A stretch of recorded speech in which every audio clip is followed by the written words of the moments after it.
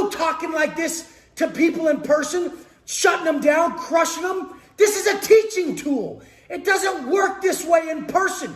You can't just yell at your family and your friends like this. You can't do it. It works great in content because that person becomes me talking to themselves instead of somebody else yelling at them. If we consistently have that bullshit attitude outside our household, we will bring that man home.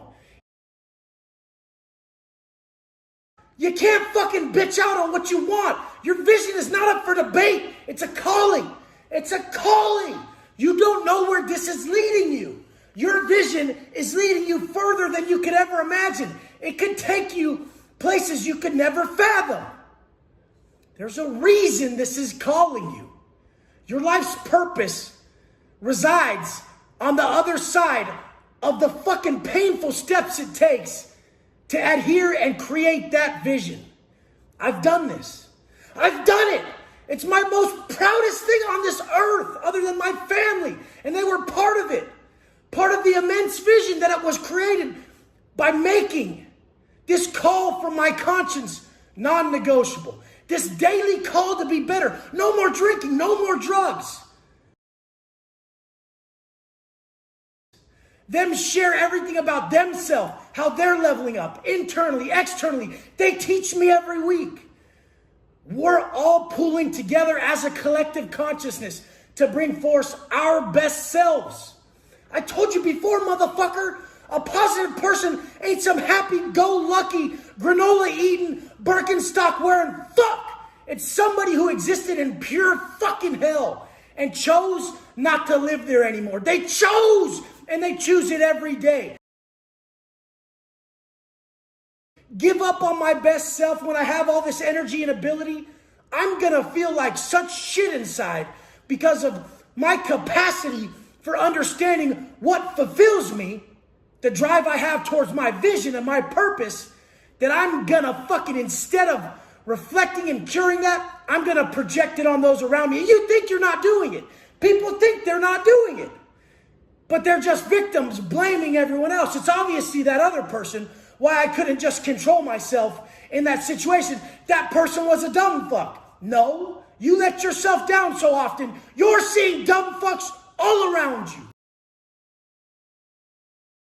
So you have to dig yourself back up out of it because the universe has been sending you this vision. And you're smacking it in the face saying, I'm not going to listen to it. I want to do what I want. I want to do what I want. Bitch-ass, grown-ass men nowadays make me sick. Instead of being the rock for their family, there's some pleasure-seeking bitches talking about what they want to do. A grown-ass man. Fuck. Be the rock for your family today, you guys. I love you guys. Let's go. Every single thing that has happened to me good in my life was a direct result, a direct byproduct of helping somebody else. Helping somebody else has been everything that gifted me all this abundance. Everything in my life that has fell in my lap has come from this. When they sit you back there, the captain's telling you, hey, Watson, you see the pictures? What you did to Samuel? You see those? You're fucked. You're getting life. This cop's getting off on it, getting off on the pain you're feeling. He knows you're in there by yourself. He could hear your tears. He could hear you crying. He could feel that energy, that angst, that torment. You just wonder, why? Why did I do that? Why? Why can't I go back? Are they going to let me even be free again? Do I get a life sentence from this? For weeks, motherfucker. You guys can't even stick to a diet and a workout plan for weeks. Sitting in a cell by yourself for weeks, being tormented by that question, why? When it was your fault, motherfuckers probably wouldn't even make it. The values of a man who develops the individual who cannot be stopped because he takes his pride, he gets all his pride from his conduct. The man who takes more pride in the steps it takes to be a man, to get the result, cannot be stopped. The man who takes more pride in the steps it takes to be a man, to get the result, then the result itself, he becomes the result. He is the system. He is the byproduct. Become, motherfucker. In this life, work is not a man's punishment as much as you bitches think it is. You fucking bitches are thinking that work is some type of punishment. Work is a man's gift, it's his reward, and it's his sense of strength. He builds everything he's supposed to be with that work. It instills the work. I don't even fucking understand a man who wants to kick his feet up and be a fucking pleasure-seeking motherfucker living that fake-ass life. I always ask those guys, that right there, you, where you're at, is that a man? I have never heard of a man in the middle of 200 burpees, a man in the middle of a marathon, a man in the middle of a crazy workout say, I have anxiety right now. Oh, just literally every time you think you have anxiety, scratch that out and just call it energy. Just say, I have energy, and then go use it. Go use that energy. You're meant to move. You're meant to get up and go straight into flow state. Anytime you move into the future in a fearful state, that's where anxiety comes from. So you're having a glucose uptake, an insulin response, fight or flight reaction, and then you're not doing anything about it. Inactivity breeds fear and doubt. So this is where the word anxiety is created. Go work out right when it hits you. Not knowing how to fight it and just resorting to the only thing I had, 1,000,000 push-ups and burpees. I always forgot about it midway. Midway, I was granted pure peace. I entered flow state, the state humans are supposed to exist in. No pills taken, nothing, no substances, nothing. It all existed within me to cure myself at that drastic moment where I wanted to die. The anxiety was so fucking intense. The depression so deep where I just pulled myself up out of it. Not till later did I just start saying it's a notification for self-preservation. When I'm trying to sleep in, it's 2:45, 13 years straight, and I'm tired. My wife's right there. It's cold. I want to lay down. I'm starting to negotiate. Fuck that. I'm a leader. I'm a selfless leader. My people need me. That dude who's going through what he still believes as depression needs to know, I need to show him that if he gets up again, and he gets up again, and he gets up again, that he can cure himself any day he chooses. Fuck! Don't you ever believe that you're not supremely powerful. You are. You are. You can surpass anything that you've seen done if you just never fucking quit. Never. Never. I never missed an upload. Never. Monday, Wednesday, Friday, all year, 8 a.m., never missed it. Because I attached myself to that one dude who knows the pain I knew in the pen, where I was dying. I felt it in the pit of my stomach. I couldn't quit choking back the tears. I just miss my mom. He may have lost his, and he needs that strength to get up today. So I'm getting up for him. I'm uploading a video for him. Motherfuckers who don't know pain don't need to know this channel. This channel's for those that know true pain and they're true soldiers. Those are the ones who change this world. The ones that know true pain and choose to smile. Choose strength. They choose that purpose over pleasure. They choose to walk the extra mile. They choose to never put themselves back in that position. And they choose to say, fuck this. It ain't about me. None of this is. That selfless leader that a man has to be. That gives me more power than anything on this planet. Knowing that I ain't tapping because of you. You watch my Instagram story, you know I'm up at 245, and that's for you.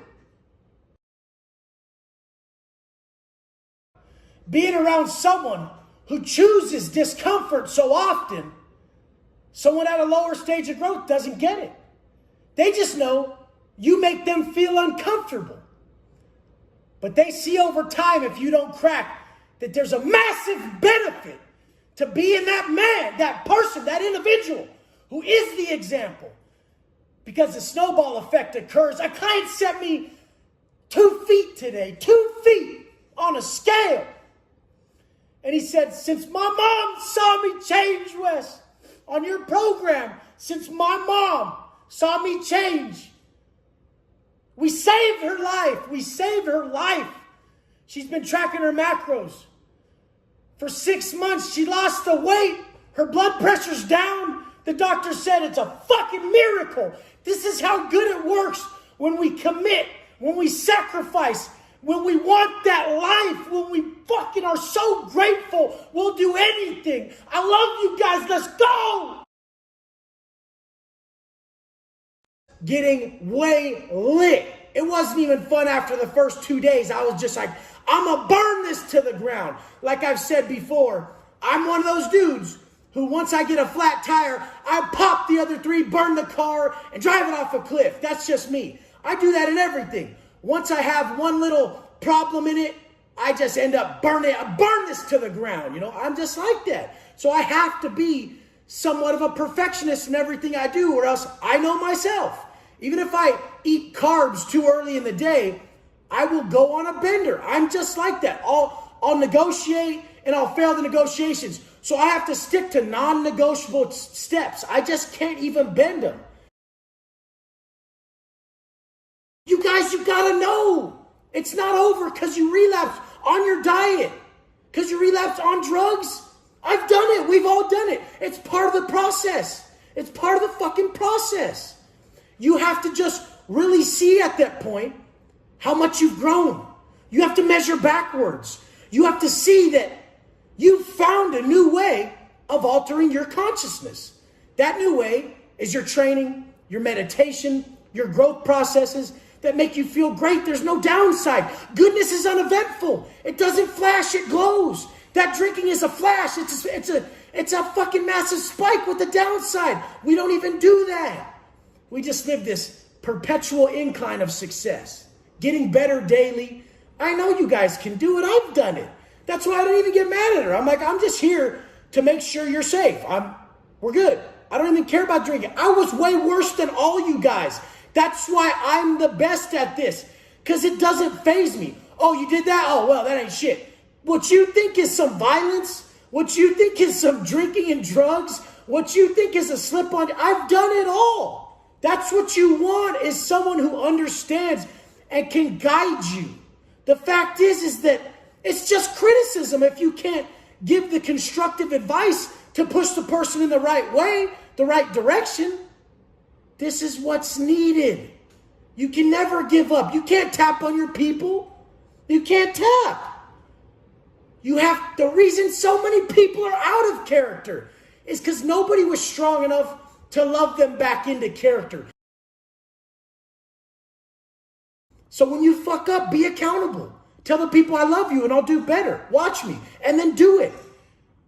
And don't fucking do that nobody's perfect shit, because motherfuckers can be. It's just a fucking practice trait. And it's not even being perfect with this other shit. You grow out of that shit. And then you just don't even have to say nobody's perfect, because your daily growth process fuels you more than anything you've ever felt in your life. It gives you such a high when you have 7 days of perfect macros, perfect wake-ups, reading everything that just fucking invokes the spirit, and just kill those workouts. You're levitating, and then you're not breaking character. You're removing all regret from your life. It is the craziest high ever. It's the rate of vibration that I speak about, that if you know, that's being high on life. That's what we're supposed to feel. We're supposed to live in that. You guys, if you've relapsed, don't fucking make it worse. Those motherfuckers who start a little brush fire and then burn down the whole fucking field, the whole fucking forest fire, starting forest fires out of brush fires. It's fucking bullshit. Did it my whole life. I do it in small arguments that I could see how I would have diffused them. We need to be smarter and look at the end intention and always keep our acts in congruence with our optimal outcome. I saw it in a hashtag, someone who was on Swole. It said reverse dieting. So every time I got back on the phone for the next month straight, I was relentlessly researching reverse dieting. I had to do it. I had to figure it out. Curiosity is a massive prerequisite for success. Are you curious? Figure it out then. Figure it the fuck out. If your mind is telling you and pushing you in this direction, why don't you see it as something bigger? Why don't you see it as a hint?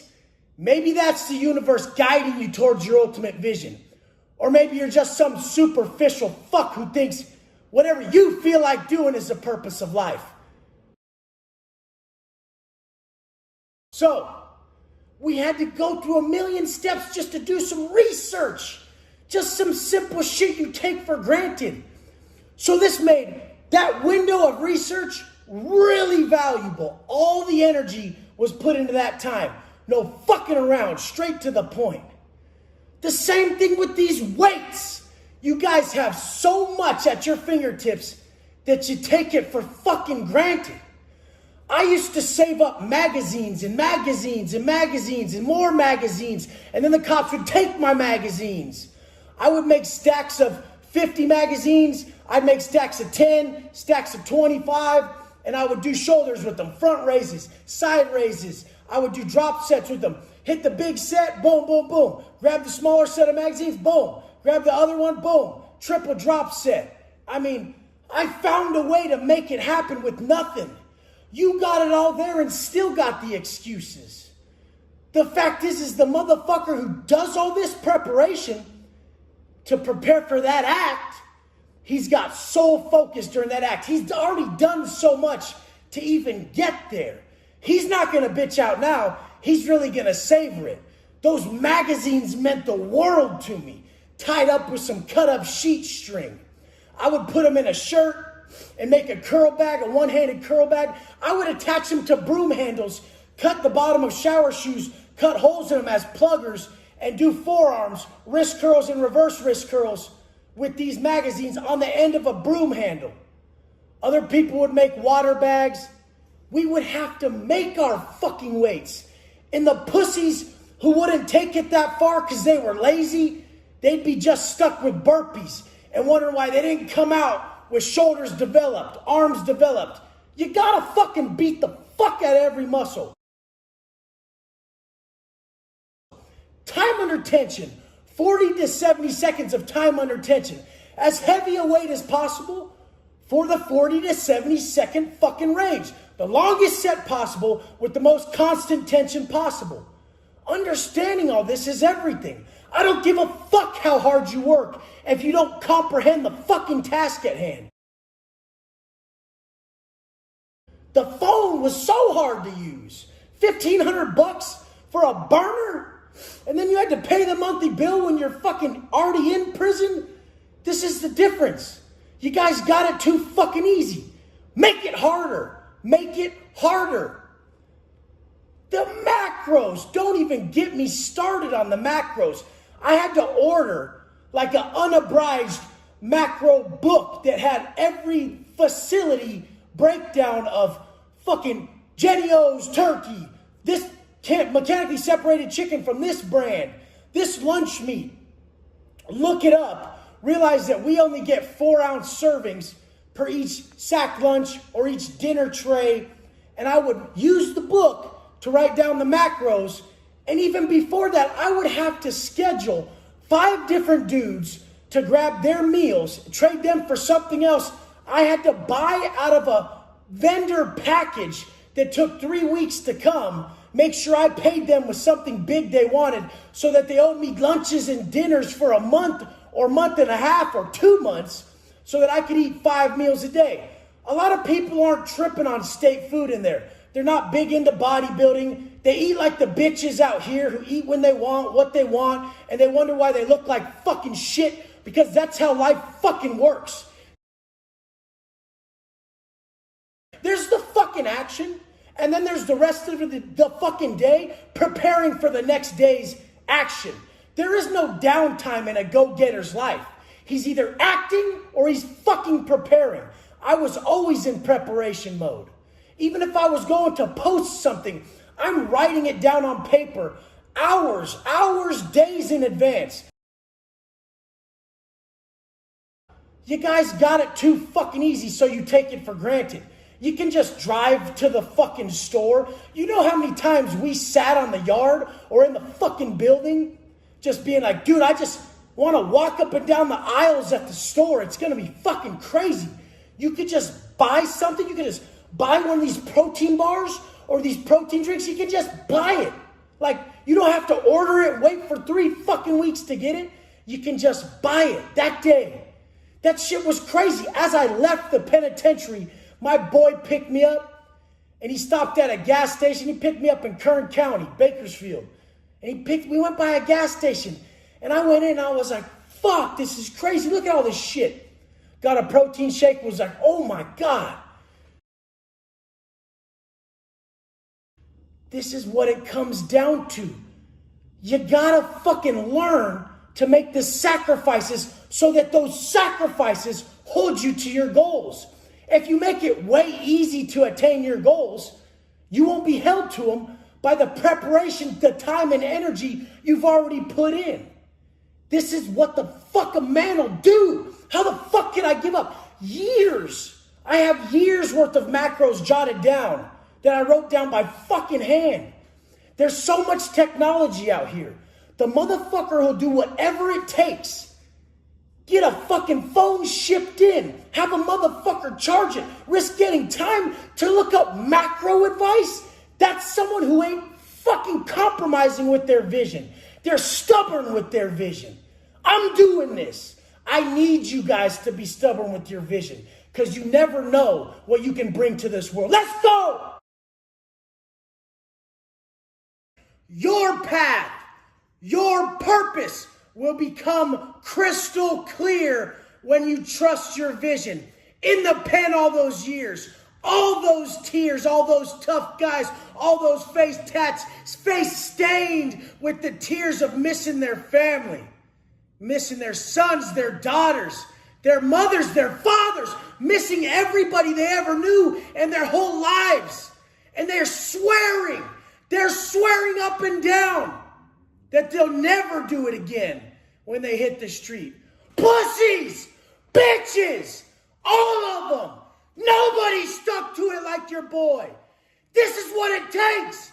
I need to smash this in your fucking heads, that your vision is non-negotiable. That's how you go from having 10 fucking soups 3 years ago to being able to save lives all around the world. Provide an amazing life for your family. And crush every goal in your way. I don't care what it is. If you never negotiate with your vision, it's yours. It's yours, motherfucker. That shit's yours. As soon as you fucking make that distinction, that your bitch ass is falling victim to your excuses. Core beliefs. Once you make your daily habits non-negotiable, you need core beliefs. These core beliefs smash all negotiations. I've said it before, but repetition is what you motherfuckers need, because you need this when you're about to crack. Thousands of people are about to crack today, and I ain't letting it happen. I'm not letting it happen. That's why I get up. I don't get up for me. I don't have to get up that early no more. I don't have to do all that. Raising my baseline discipline. Increasing that rate of vibration by selflessly having the intention of lifting up those around me. That's my intention. That's what gets me up. I'm sitting there saying, fuck me. Fuck what I want.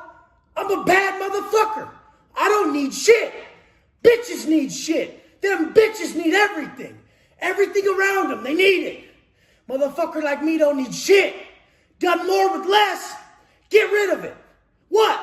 Can't take me out? That's how I need you to think. That's how I need you to think. The pussies I come across, you remove a little bit of food out their diet, and they're like, Wes, I'm feeling really fatigued. I'm like, motherfucker, I purposely eat less than you.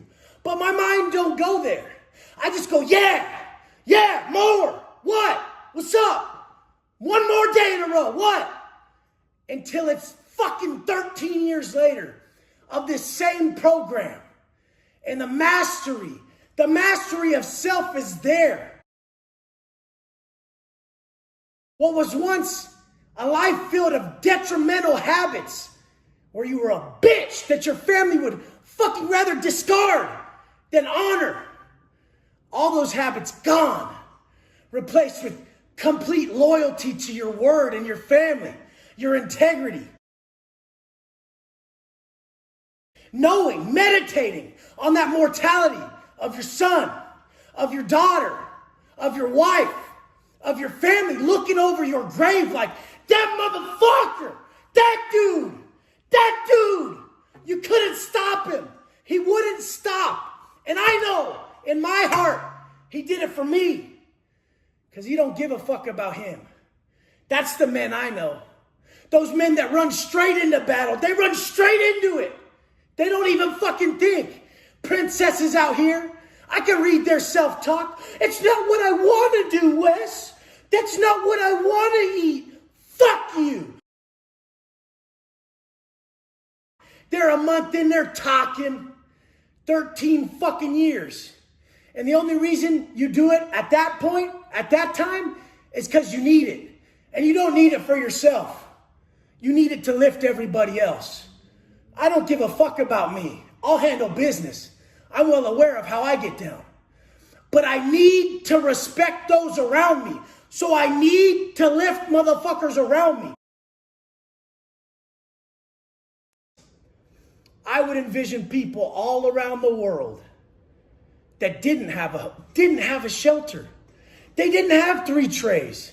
They were starving, they were hungry, they were on the streets, and I would send all my strength to them because I had plenty. That's what abundance is. It's not about, I'm pillaging the world so great right now, I can be a philanthropist. It's about giving and not expecting anything in return. Giving when you're still at your lowest fucking point. Giving what's most important to you. To raise your rate of vibration, you give what's most important to you. Giving someone your time. Giving someone your energy, which is our most valuable resource. This raises our rate of vibration more than anything. The person who operates from abundance is like, I got you. Like, I'm cool. If you finally realize that you don't need much, and you got time for people, and you got energy for people, that means you don't have a deficit in that area. The people who have to get rid of negativity, they have to remove negative people, they're operating from scarcity. If negative people around me, they don't affect me. I have abundant positive energy. Some negative motherfucker don't take me down. I bring him up. That's abundance. I don't let him fucking drag me down. Oh, your negativity's really wearing on me. I got energy to spare. And when you think that way, that you have something to spare and it doesn't faze you, this is abundance. You got time to spare. You got energy to spare. This is how we operate from that mindset that's not a deficit, pushing everything away from us. So you can work on yourself at that time through your personal development process, which is waking up early, because that's gratitude. Going straight into some reading and journaling with the intent to distribute, because we can't take wisdom from the universe and not give it back. And then we have to go straight into our workout. That's the rate of vibration increase, the PMA gathering. And then we go straight into our macros all day, which is baseline discipline increase. Discipline being the main precursor for success across the board. Being able to choose a positive thought, positive action over a negative thought or negative action is purely discipline. Like Viktor Frankl said, the space between stimulus and response is where we're most powerful. Let me run it down to you. A, B, C, D, E, F, G, H, I, J, K, L, M, N, O, P, Q, R, S, T, U, V, W, X, Y, Z. We don't use Q much. See how I stumbled on Q? Nobody uses fucking Q. Nobody uses Q. If you're doing double letters, some people stack, so they would say that's speed. So that would be S-P-E-E-D. Or some people wiggle. I wiggle if I'm far away. If I'm in a cell window, I stack. So if I'm far away, I'm just like S-P-D. But if I'm in a cell window, I'm going to go S-P-D. And I'm going to stack it. Just makes it cleaner. From far away, cell window, in an AdSec unit or something, the stack is going to, even if someone misses the first few numbers, they'll see a stack and know what you're talking about. And the sad thing is, we're talking about drugs most of the time. The reason so many individuals are losing sight of their vision and ultimately their entire lives, their selfish self-talk is permeating their perspective, derailing them from their desired actions, and ultimately completely altering their entire outcome of life. And they don't see it all starts with that selfish self-talk, that me, I need this, I don't have enough sleep, I don't have enough energy. Is it all about you? Is everything all about you? You finally will start to operate from abundance when you step into that mindset of none of this is about you. None of this is about you, motherfucker. None of it. The easiest way to enter that abundant mindset is to wake up and the first thing you tell yourself and you repeat in your head throughout the day is, how can I best serve everybody today? Instead of, I need this, I want this. This is where all the problems come from. You'll never be fulfilled if you fucking think like that. If you think, how can I best serve everybody today? You will operate from complete abundance. The man who wakes up to serve others, that's extreme confidence. He knows he's got it. He knows he's got it under control. So he has plenty of time for others. Those bitches who say, oh, I keep negative people out of my life, those fucking idiots don't realize that they're operating from scarcity at that moment by staying away from negative people. Just don't let them drain you. Don't fall victim to it. That's your choice. You can choose to build them. You don't have to let their thoughts and their actions and shit drain you. In all reality, if you were to still work on them, you could be telling yourself, I'm drained by nobody. No pussy ass, bitch ass situation in this motherfucker drains me. I've been around everything. How the fuck is some simpleton's shitty little fucking problem out here gonna fuck with your boy? Been through it all. I can just sit there calmly, absorb their stress and their struggle, and help them out. Because the fact is if someone complains to you, it's not negativity. They look up to you. They admire the answer and response they're going to get from you. In all reality, you're looking at it wrong. If you looked at it as, this person's complaining to me, sharing negative situations with me because they respect me and know I have the fucking answer, it would be much different than if you were going, oh, this person's bringing negativity to me. You're fucking my day up. In all reality, the pussies who operate that way don't realize how weak they really fucking are. I take everything as a challenge, see everything as a win, because I know, essentially, what's hardest for me. It is hard to deal with negative people, but that's why it's so gratifying when you get the results in them. And that's why it's so gratifying when you don't crack and just crush them. When you really stay patient, when you didn't want to. This is what it's all about, what makes you proud, how it affects you. In your life, everything is about how it makes you feel. So if it's extremely difficult for you, it's going to make you feel exponentially greater. So we go against these hard tasks. We don't run from negativity. We use it as a stepping stone. We don't avoid anything because we're operating out of abundance. The person who sees everything as a win, Look around. That could be being gifted to you from above. Life's happening for you. You were stagnant. It put a negative person in your place because you needed that next level of growth. You needed more patience to be a better father to your son. You needed more patience to be good to all the strangers around you. So I'll put this rude stranger in your way. And it was a test. Did you pass it? I see everything as a test to bring home that man. The man I am in the street is the man I need to bring home. So I have to be kind to everybody, so that I know that the correct man follows me home to my family where I need him most. I've failed at this so many fucking times. Everything I'm going through is a daily struggle. As I evolve, I share it with you. I find the solution, and I know you'll find the solution through this. So wake up. Do me a favor. If you're having trouble being grateful, if you're having trouble with that selfish self-talk, always needing shit, just do this. Wake up and think, how can I best serve everybody today? Acquire what you admire. So many are so dishonest, they can't live by this. They'll sell out for their selfish desires, for instant gratification, and they will fail to acquire what they admire, when in all reality, they were the only person in their own way. The real ones, the struggle alone pleases them. The results are simply a byproduct of the struggle, and we fucking love the struggle.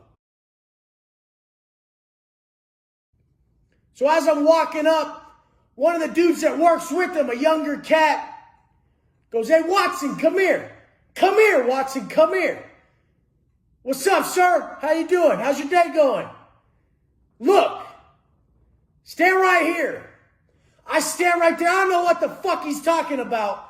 And he goes, "Your celly has walked around this corner every day for the past 14 years. He's about to walk around it right now. Watch, 2 p.m. First dude walking around the corner. We wait for a second. Bam! Big old whip, Yosemite Sam looking motherfucker. My homeboy Jammer comes walking around the corner. And he said, "If you understand that, you'll be successful the rest of your life." I had to acquire that mindset. It was so powerful. This man was going to work just to simply have some extra food and clear that agony that exists inside of him, that trauma, that turmoil from the life he's lived, just to get his mind off it for a few moments. And he was there every day, without fail, at that same time. Now, my life up until this moment has been a series of watching individuals and acquiring what I admired in them. That's why it's 2:45 for me. I got that from my father. I'm working every day. And that's why it's the utmost consistency and to be the first person in line every day. I got that from Jammer. You guys need mentors to expedite the process. If you see something in someone, you acquire those traits. Make yourself part of them. Pull together all the traits you admire from the motherfuckers you come across in your life. And that's how you make you, motherfucker. That's how you make the individual you're proud of. That you're proud of. You give that quote its power. Your mind, your follow through, your actions give that quote its power. If you really live it through, purpose over pleasure, purpose over pleasure, purpose over pleasure. Every fucking meal you eat for 10 years. Purpose over pleasure. Every time you want to sleep in, you gave that quote its power. Everything in this life is what it means to you, motherfucker. And you got to step up and create everything you want in this life from nothing. A real motherfucker don't want shit handed to him. Yeah, I'm proud of your year. I'm proud you stuck to something solid for a year. Fuck yeah, you're getting there. But you got 5 more. And after that, you got 5 more. And after that, you got 5 more. Like Armstrong said that day we were on the weight pile. And I overheard him while we were waiting out on the other side of the cages. And he's telling his people, 5 more, 5 more. And this was a big ass jack black dude, 20 fucking threes at least. And I'm about to go in there with my boy Charlie Brown, 23s at least. And these dudes do sets of 20 pull-ups. It's what they've been doing. They lived it. They became it. When you see someone fully slung, fully jacked, fully committed, fully preaching change, that guy's been there. That guy don't want the negative shit for you. That guy only wants the positive shit for you. Be that guy. Anything you acquire in this life, anything you fucking admire in this life, do that. Be that. Personify the teaching. If you personify the teaching, others will wish to learn. They'll come to you. You shouldn't have to go kicking people's doors down for them to want to initiate positive growth in their life. They'll be sick of where they're at, and they'll see where you're at. They'll connect the dots, and they'll come to you. One of the biggest mistakes is people forcing their growth level on others around them. A great leader teaches through inspiration. There's two ways to lead. Everybody knows this. There's two ways to lead. One way is through manipulation, which is the main factor of leading in the penitentiary. The other is through inspiration. That's what I did. That's what I did.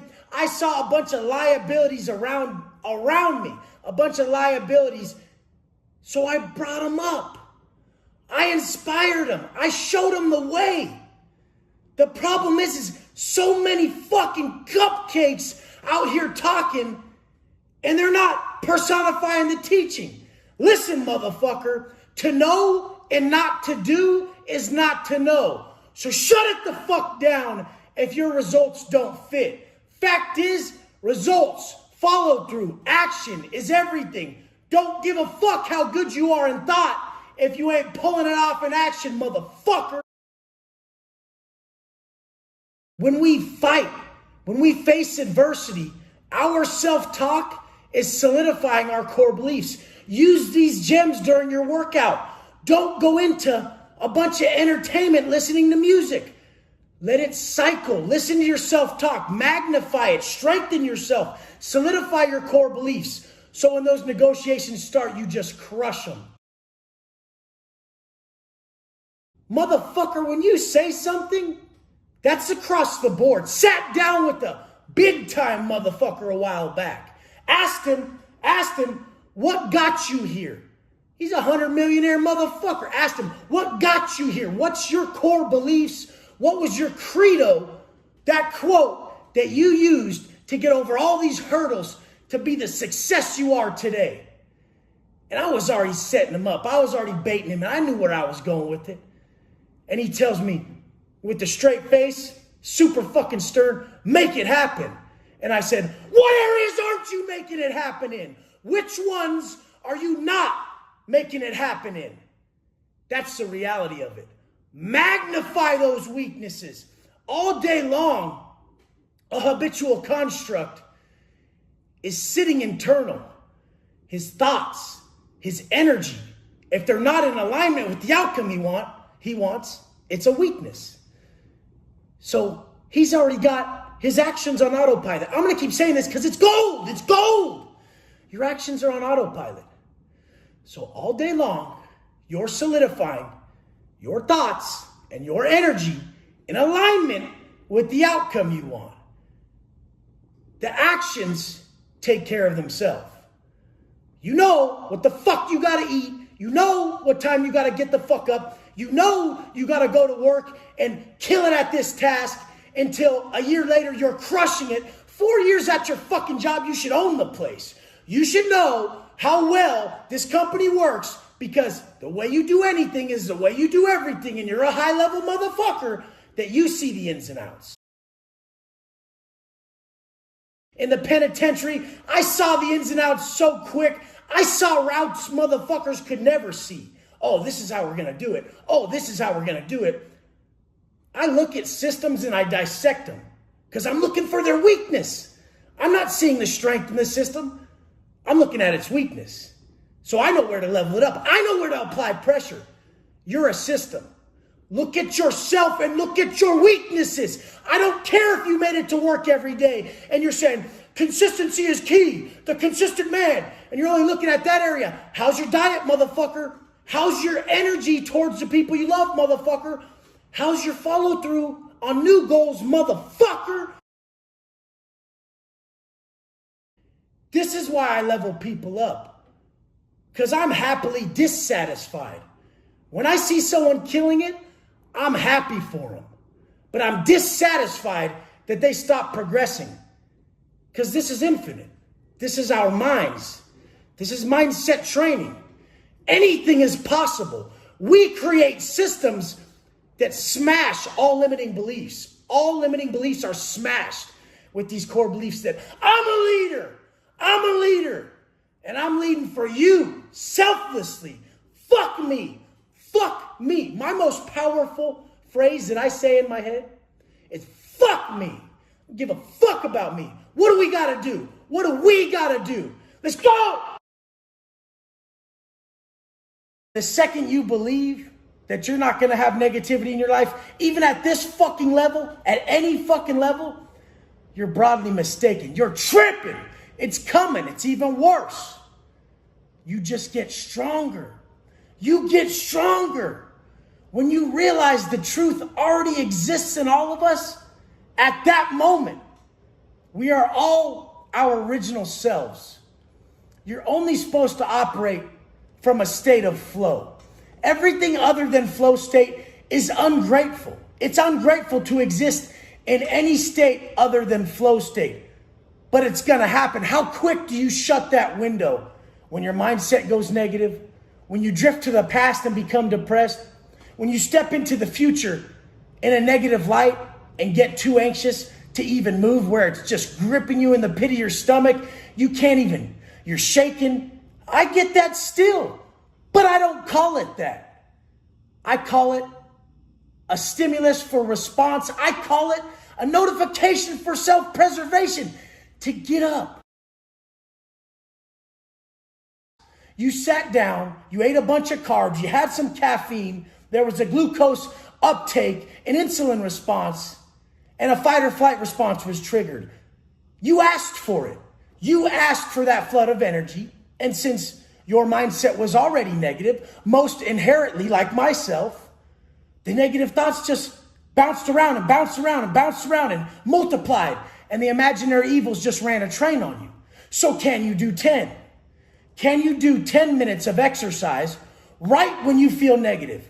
Can you do 10 for me? Even if it's 10 push-ups. Can you give me 10 when you're feeling negative? When you feel like the world's against you?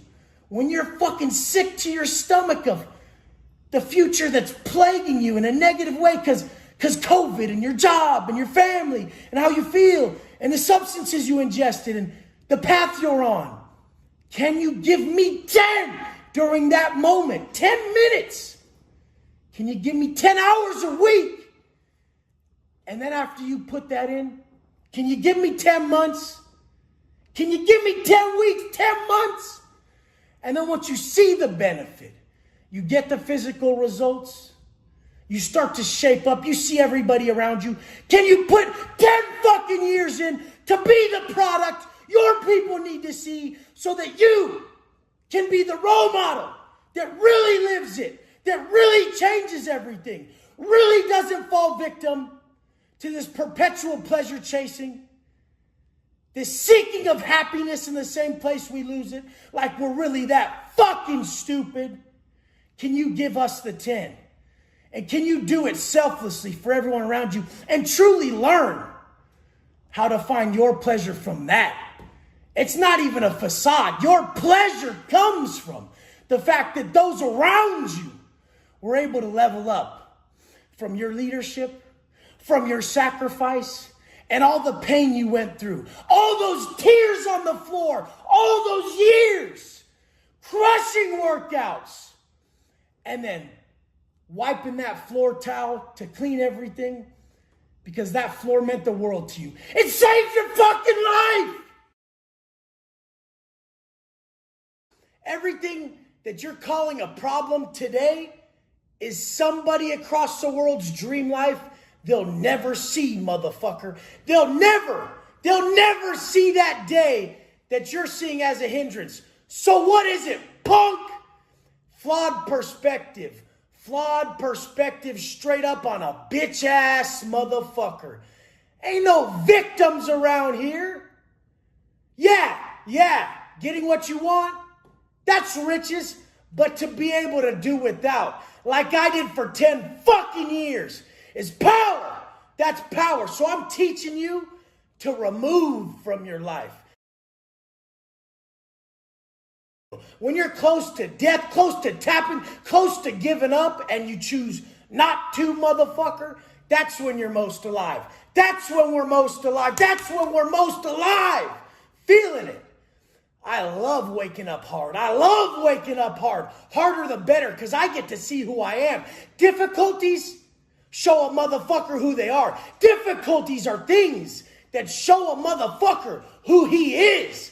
I love seeing who I am. Let's test this motherfucker today. Let's see what Wes is all about, motherfucker. I'm like, wait, I love it. I wait for that know-it-all motherfucker who ain't got shit to start talking. I'm waiting. And I'm like, where's it at, homie? Where's it? You're talking discipline. Where's it at? What's up? Where you at? You mean you don't want this thing that's obvious that you don't got it? Why you talking, baby girl? Let's see what you got. We'll start tomorrow. I'll go with you. I'll be right there. I'll be your biggest advocate. When you start to fail, I'll pick you up, motherfucker. You ready? You ready? Did it for years with nothing. We're building that motherfucker whose level of personal development is never extinguished. Doesn't matter the task. 10 years, got it. What's up? This new task, this entrepreneurship, got it. This fucking workout, got it. Anything in my way, got it. Biting my tongue when a motherfucker saying shit, no problem, ain't shit to me. I don't listen to motherfuckers I don't respect anyways. Boom. Always got a core belief, a gem, something to lock me out of any fucking actions that I could partake in that aren't going to serve my end outcome. If they don't serve my family, if they don't serve my people, my wife, my son, my mother, my father, my fucking people, I ain't partaking in it. It ain't for me. Gave up on that pleasure a long motherfucking time ago, and it feels real good. It feels real fucking good to learn that you can always find your pleasure in not being pleased. It feels real fucking good to learn that you can always find your pleasure in not being pleased. That motherfucker, when you try to take shit away from him and he's like, take more, watch, you can't stop me. How could you fuck with someone with that mindset? How could you fuck with that mindset? Too many motherfuckers with all the degrees in the world, all the fucking ability in the world. No follow through. No follow through. The fuck is that? Pussy. Wash your hands clean of everything you call a fucking problem. Who died? Who got life, motherfucker? And if someone died, honor them. And if someone got life, be there for them. If it's you, done. Handle business. What are you going to do? Tap? What are you going to do? Give up on what your conscience is telling you? 2 fucking prices to pay. We've all heard this one. The price of regret weighs fucking tons. The price of sacrifice, ounces. And the outcome is ridiculous. It's in alignment with everything you could ever wish for. I'm here. I ain't going nowhere. I ain't sleeping in. I ain't missing a meal. I ain't missing one time that I could get into your heart and show you who the fuck you can be when you really buckle the fuck down. Let's go! You're gonna be tested. Oh, you're gonna be tested. It's gonna hit you every morning you wake. Those negative thoughts that enter your mind, those problems, those perceived problems of individuals suffering from affluenza. Life's so good, they can't even see everything they got. All they got is these massive internal assets that burn within them and keep them from getting into that negative bitch-ass mindset that plagues these pussies out here. If it was about knowledge, if it was really about knowledge, all you motherfuckers would be ripped and rich. You would be. But it ain't about knowledge. Because y'all know what to do. You're getting in your own fucking way. So it's about mindset, structure, thinking about everything correctly so that we can have the framework, have the core beliefs, and yes, the detailed program to follow through. You can know all the shit in the fucking world, but if you don't do it, you don't know it. To know and not to do is not to know, motherfucker shit. What the fucking moment does and having your feelings attached in the moment so much, saturating in the moment so much, it makes you reactive, not reflective. When you operate from your mental witness, you're reflective, not reactive. This is the difference. So as you're eating that food, you're reflecting. Oh, this benefits me so much in the long run. I have long view with these goals that I have, these steps I'm taking place in, these monotonous tasks that I partake in daily are going to benefit me like this in the end. But when you operate from the moment and your feelings attached to the moment like a complete amateur, because pros operate from commitment, when you operate from the moment and all your fucking feelers, you're sitting there talking yourself out of everything that's best for you because you don't like it. You're tired. This is hard. When I hear a motherfucker's self-talk in the moment and it's attached to the moment with negative feelings and negative self-talk, I know that person's not going to make it. But when that person is reflective instead of reactive in the moment, I know they're seeing the benefit, the long-term benefit of these daily sacrifices. Sacrifice creates paradise. Sacrifice creates paradise. When you learn to sacrifice today, what you want, instant gratification-wise, what you want today for what you really want tomorrow, this is how we pursue these massive goals that aren't even fathomable. You don't even want to cap yourself with drawing out your vision because that's what you know now, your capacity for understanding what's possible. We want to develop the person who's valuable. When you develop the person who's valuable, success will come to you. Everybody's just trying to be successful and not valuable. This is the issue here.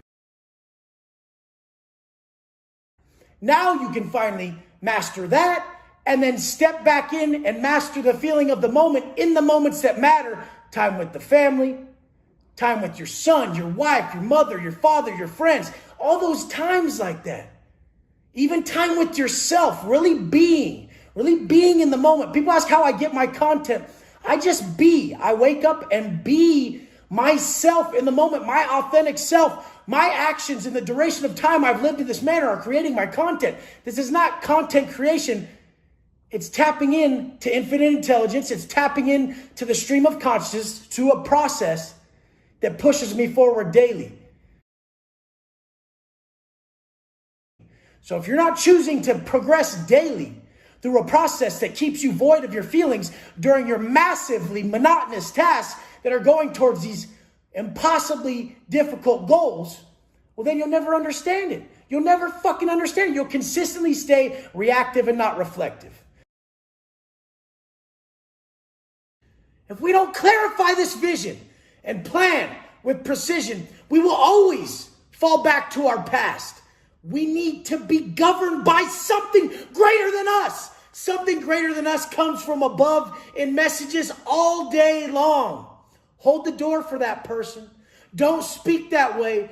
Pump your brakes. You're walking a fine line. It's always guiding me to be better. Tip that man. He was a great man. He was a great man. Tell that man. This is what we must do to those around us. Always pushing others to be their best. It can bring me to tears in 1 second because I was around the worst. I was the worst. Now I know the feeling of what operating from your optimal sense of self feels like. When every thought, every action, all your energy is in alignment with your authentic self, You don't even have to try. Everything falls into place. You're almost like, this is too easy. What's going on? It's the hack everybody's looking for.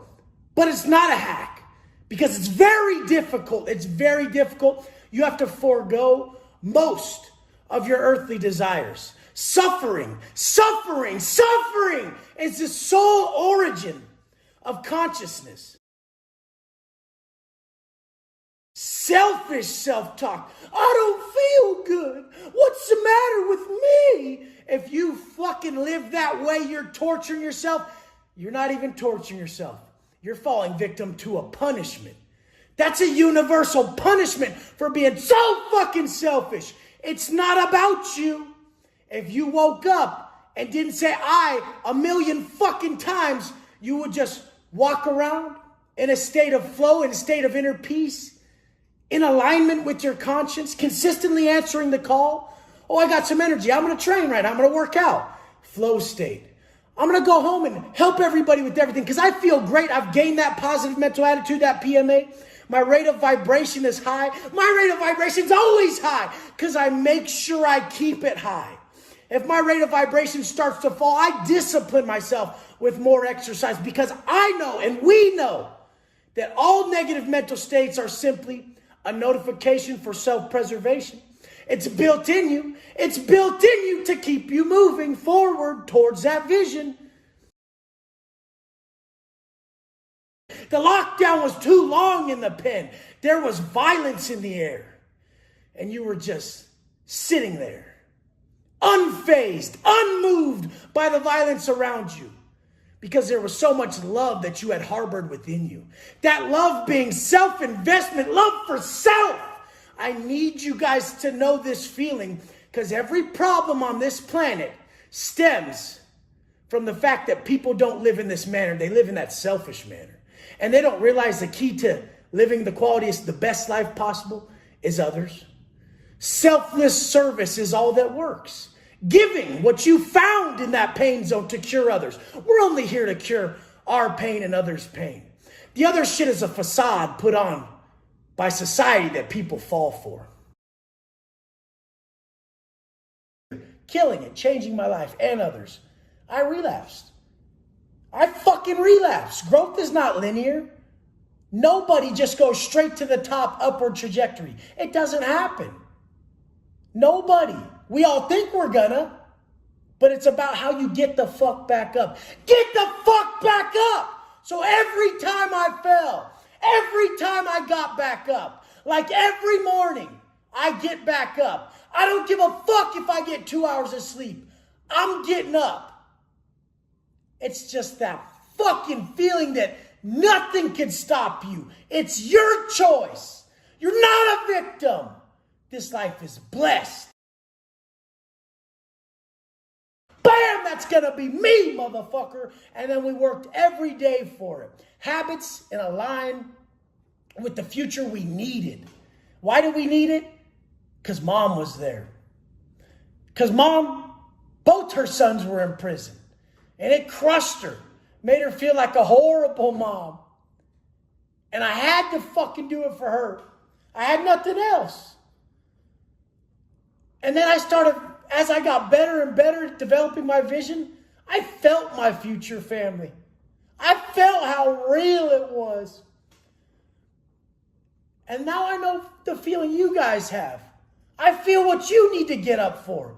So I'm never going to stop telling you that you need to drop that liquor. You need to drop those drugs.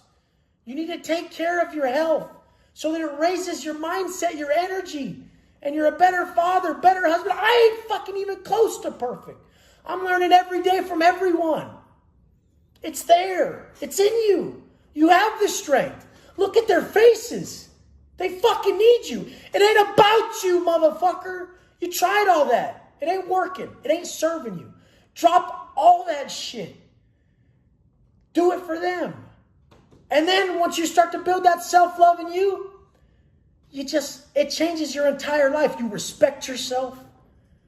You feel fucking great from your actions each day. You stack these wins. It gets easier and easier and easier till you have a plate full of variables that would blow people's minds and you're crushing life. I did it, you guys. I did it. I did it with your help. Did it with my wife's help, my mom, all their love and their support. I never did it for me. I always did it for other people.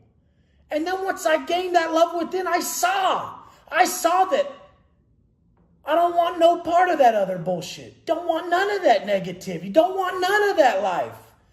That's a hurt motherfucker. Wanting a hug. Blasted up all over the face, slung back, fucking da-da-da. I'm fucking violent, dookie, me. Dude, it's just a fucking painful exterior. Someone who needs a fucking hug, needs love in their life, acted out for it, wishing, hoping they would get it, but pushing it away because everyone always pushed them away. I know. I was the same way.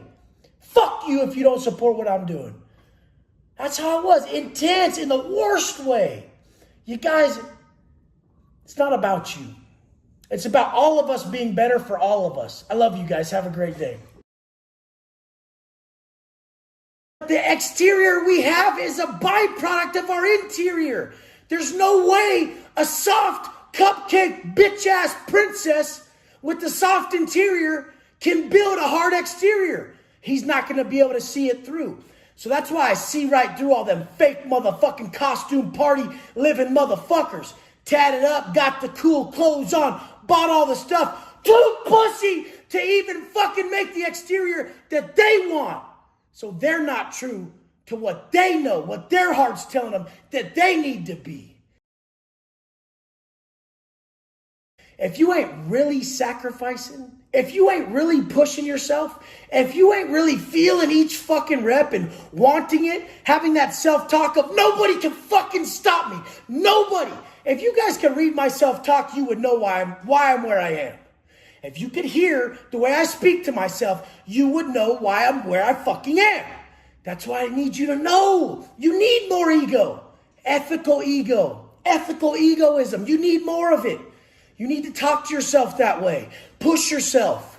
Don't subdue all that fucking shine you got in you. Don't dim your fucking light, because motherfuckers around you might perceive you as something. You're fucking it. Motherfucker like me needs you to be. I need to be around that fool who wants to pull up and be like, what's up, big dog? Yeah, that's what I want. I ain't no fake ass motherfucker. I only listen to people I identify with and I admire. You're not told to reflect, but when you're in fucking pain and you're suffering, consciousness awakes. Suffering is the sole origin of consciousness. And then when you learn to be grateful, when you truly learn to be grateful at the bottom, then you can be grateful at the top. I've been through it all. I've been through it all, and I didn't change my process. Never fucking deviated from my process from the very bottom to the top. Because it works. Because it works. You have to work. You have to earn it. None of this is free. Let's go. So to personify the teaching means moment by moment. Coming from one task to another. Flow state to flow state. Presence to presence. Even, especially in the most difficult moments, because that pain teaches us. I learned everything from those painful moments, how to act, how to react, how to stop and be present, learn the lesson. There's too much to be learned right there. It's rare that a man will say, hey, I'm going to stick to this. I'm going to get this done. I got this goal that I want to crush. And he actually does it. It's rare. Be rare, motherfucker. Acquire what you admire. Whatever you admire, honestly, admire in your heart. Acquire that. That's your path. That's what you work on. I know motherfuckers who make millions, and they say getting a six-pack is way harder than that. Whatever's hardest for you, motherfucker, that's what's hard. So guess what we're doing? We're going to do it all, because it's all hardest. We're going to do it all. We're going to be that kind man, that financially responsible man, that fit man, that man who gets inconvenienced by people even though he puts his heart into everything and he still doesn't crack. He knows who he is. He knows who he wants to be. He knows his character. He knows his path, and he sticks to it because he ain't about himself.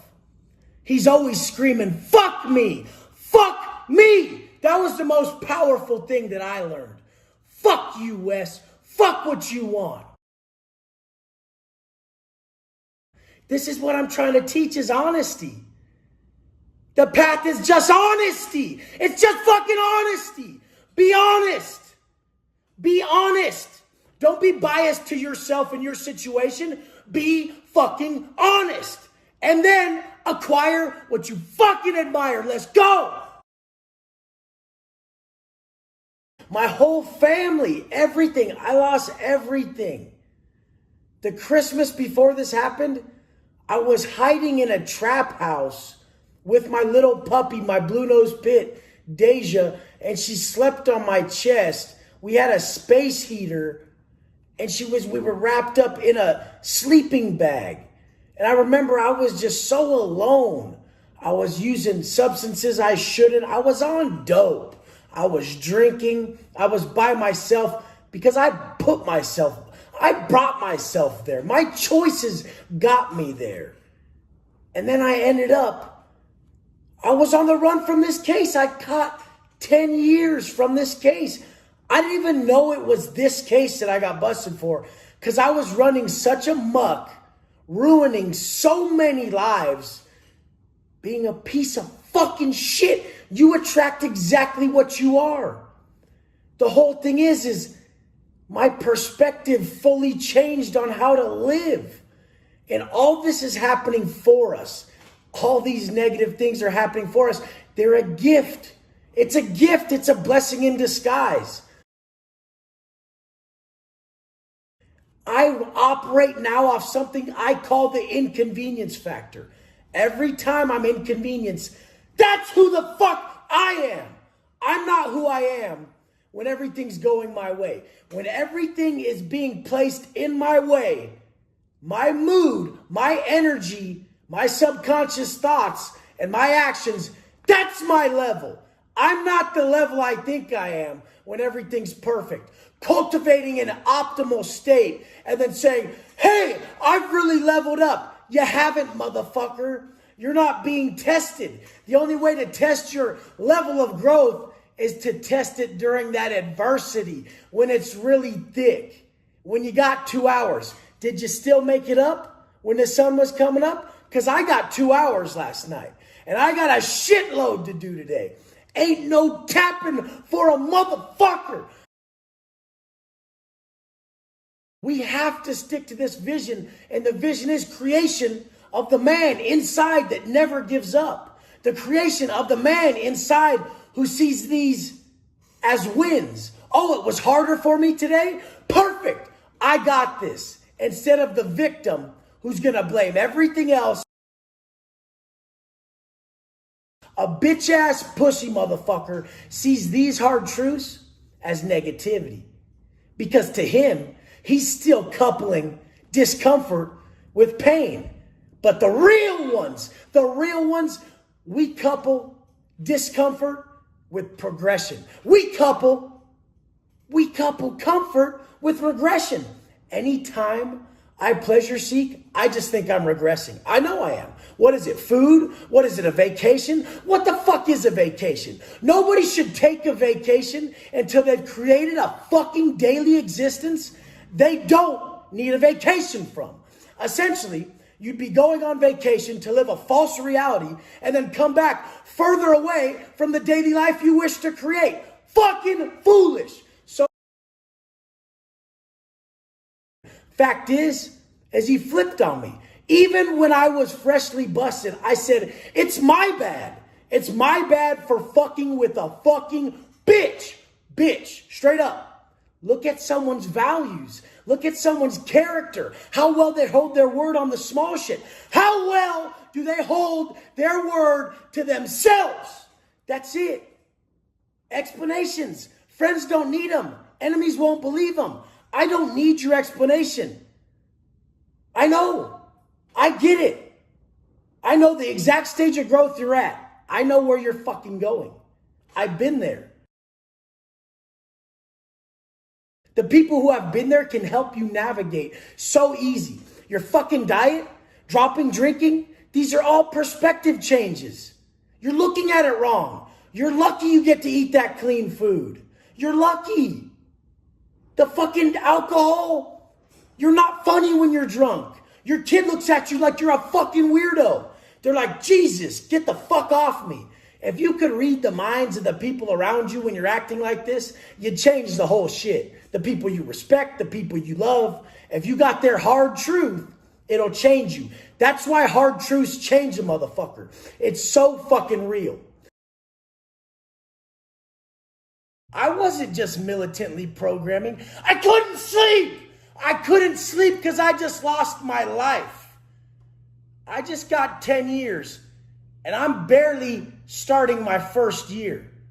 So I'm doing handstand push-ups in the window because I can't sleep. The pain is real. It's thick in that cell. Thick. Imperfect action. You pussies are stopping because you don't have the perfect fucking plan.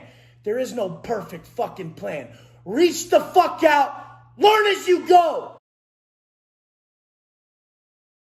If you fucking can't learn to focus on each day and master each day for your own fucking sanity in there and out here, you're fucked. You're attaching yourself to an outcome that's never coming because you'll never get it. You're after something that is consistently in front of you. That's what success is. That's what goals are. Always working for an outcome you'll never fully receive because then you learn to operate for just the feeling. You're showing up for the feeling, the mental clarity you get, and the safety you get to put your head down at night, knowing that mental clarity that you get putting your head down at night, knowing that you gave it your fucking all.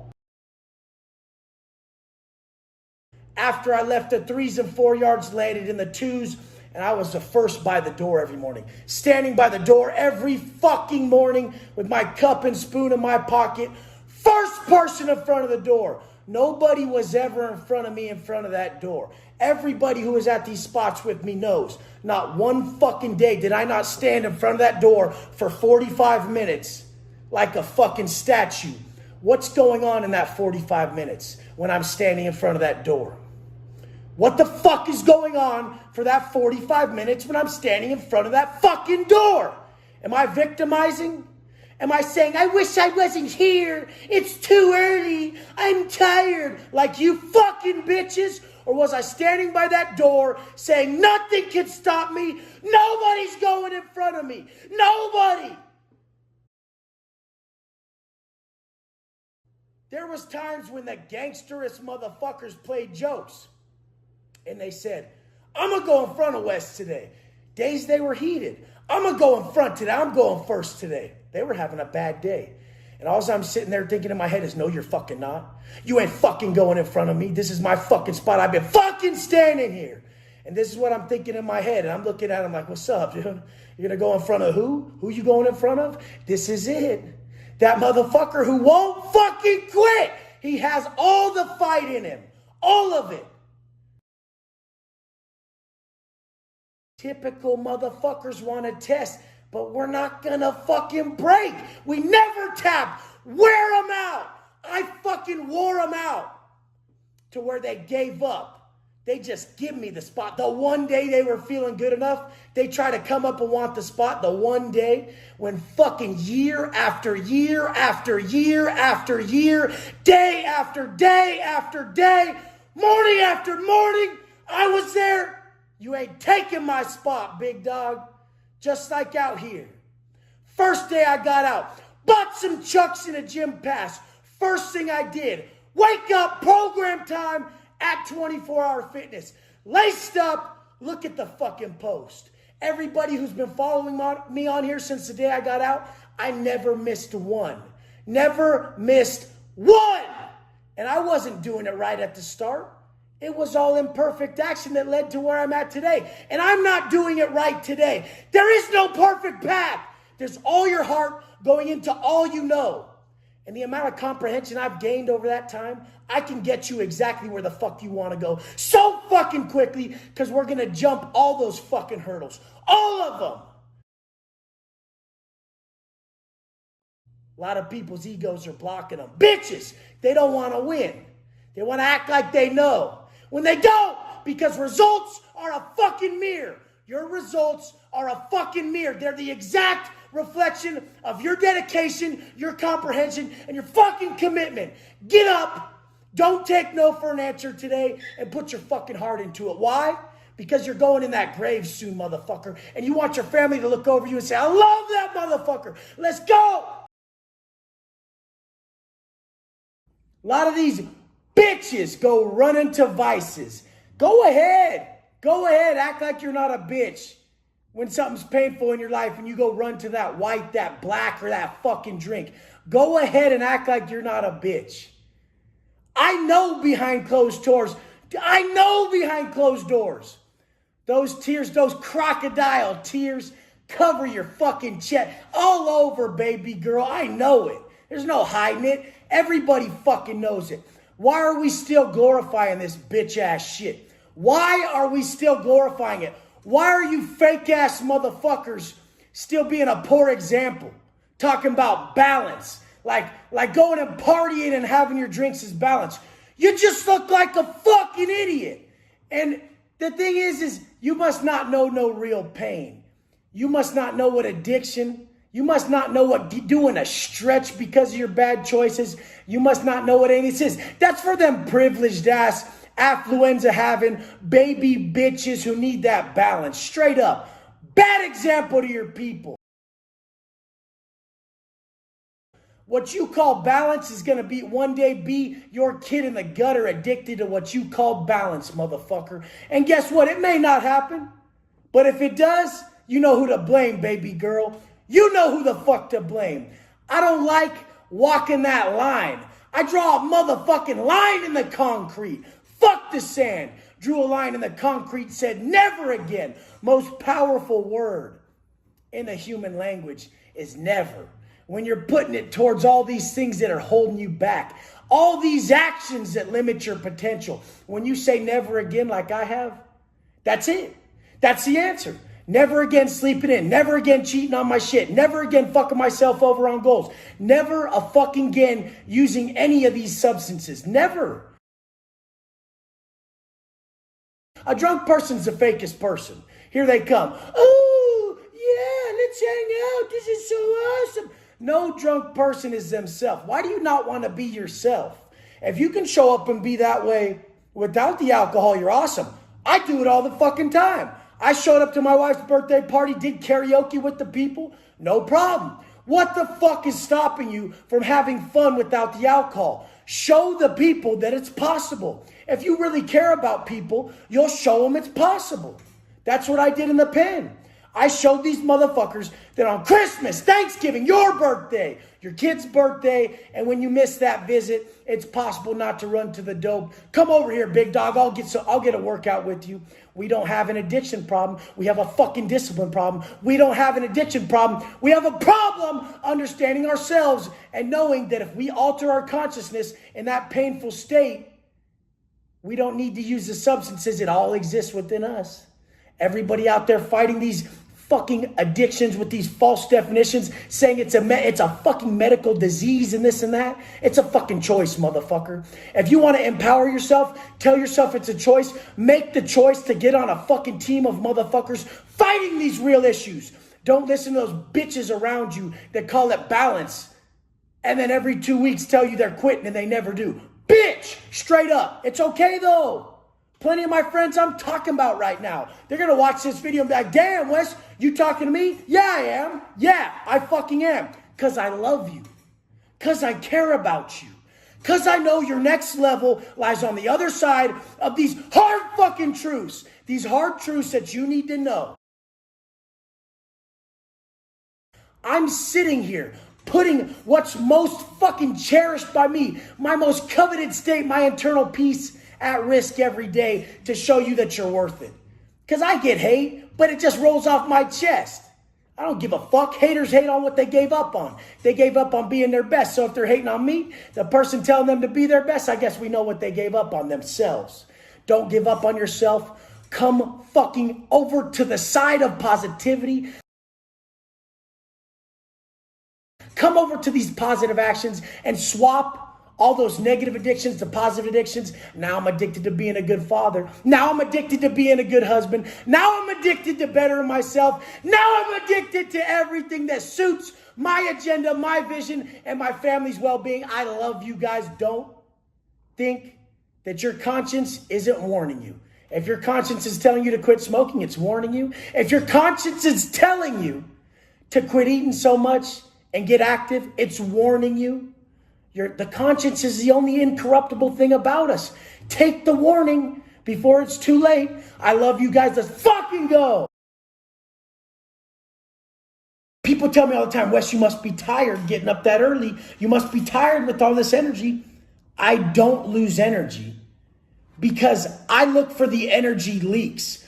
Where are your energy leaks happening? Your greatest resource in this life is energy. It's not time. Time is not your greatest resource. It's energy. So we look for the energy leaks. Wherever you can pinpoint energy being wasted, couple that as an energy leak that's going to lead to you not serving your end goal. So the second someone's arguing on social media, boom, energy leak. The second someone wants to argue in person about something that doesn't serve me, boom, energy leak. The second I'm going negative in my head with a negative scenario that doesn't suit my agenda, my optimal outcome, boom, energy leak. These are all fucking energy leaks. Pinpoint the energy leaks and up your most valuable resource. Then crush your day. There's a better life on the other side of this. I know your fucking pain. I need it. I'm drawn to others' pain. Because a hero, a true fucking hero in this life, cures himself and what ails him and helps others do the same. I love you guys. Let's go. This is the biggest thing I learned. This is the biggest thing I learned through all that time, all that pain, and everything I've been through is this: to get up early and work on yourself. A lot of people get up early. A lot of people get up early because they're forced to. But who will get up early to seek personal growth and be their best self, to spend time with themselves and learn themselves? And then especially when the adversity's thick, going through a breakup, hard times financially, things in life are not going your way. Your circumstances are stacked against you. You're in the penitentiary. You wake up in a dark cell by yourself. Nothing coming, you ain't leaving it. What if you still woke up when you didn't want to seek your best self against all these odds? Isn't it different than the fact that you're showing up because you have to go somewhere, because you have to be at work, you have to do this? What if you learn to just want to get up and be with yourself, be by yourself, and work on you, your best self, to in turn give that individual to the world the rest of the day? This is what you're after. Service. Service.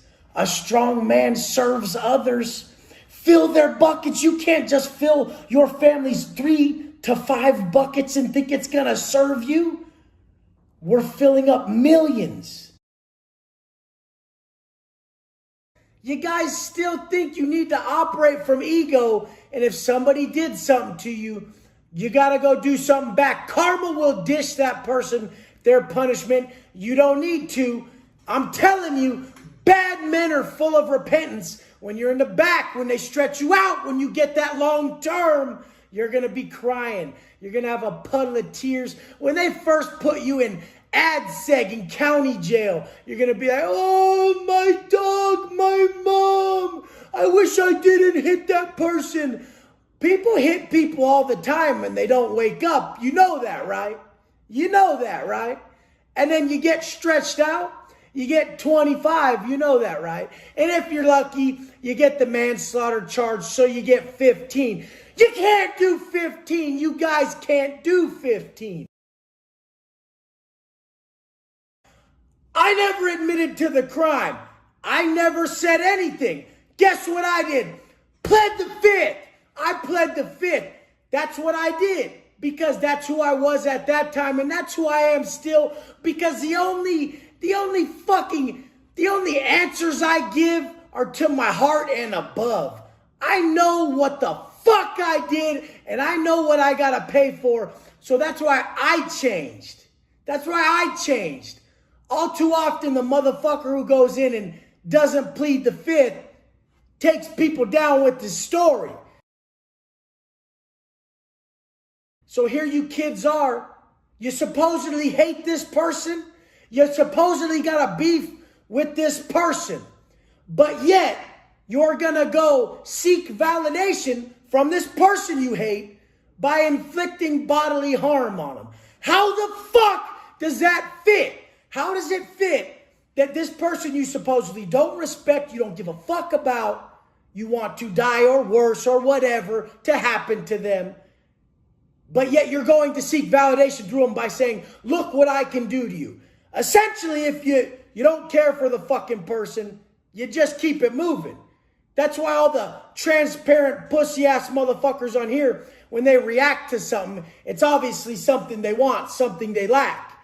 So lacking respect from this person you don't even respect, and then inflicting harm on them is the stupidest fucking fashion to live ever. But we've all done it. Did it my whole life.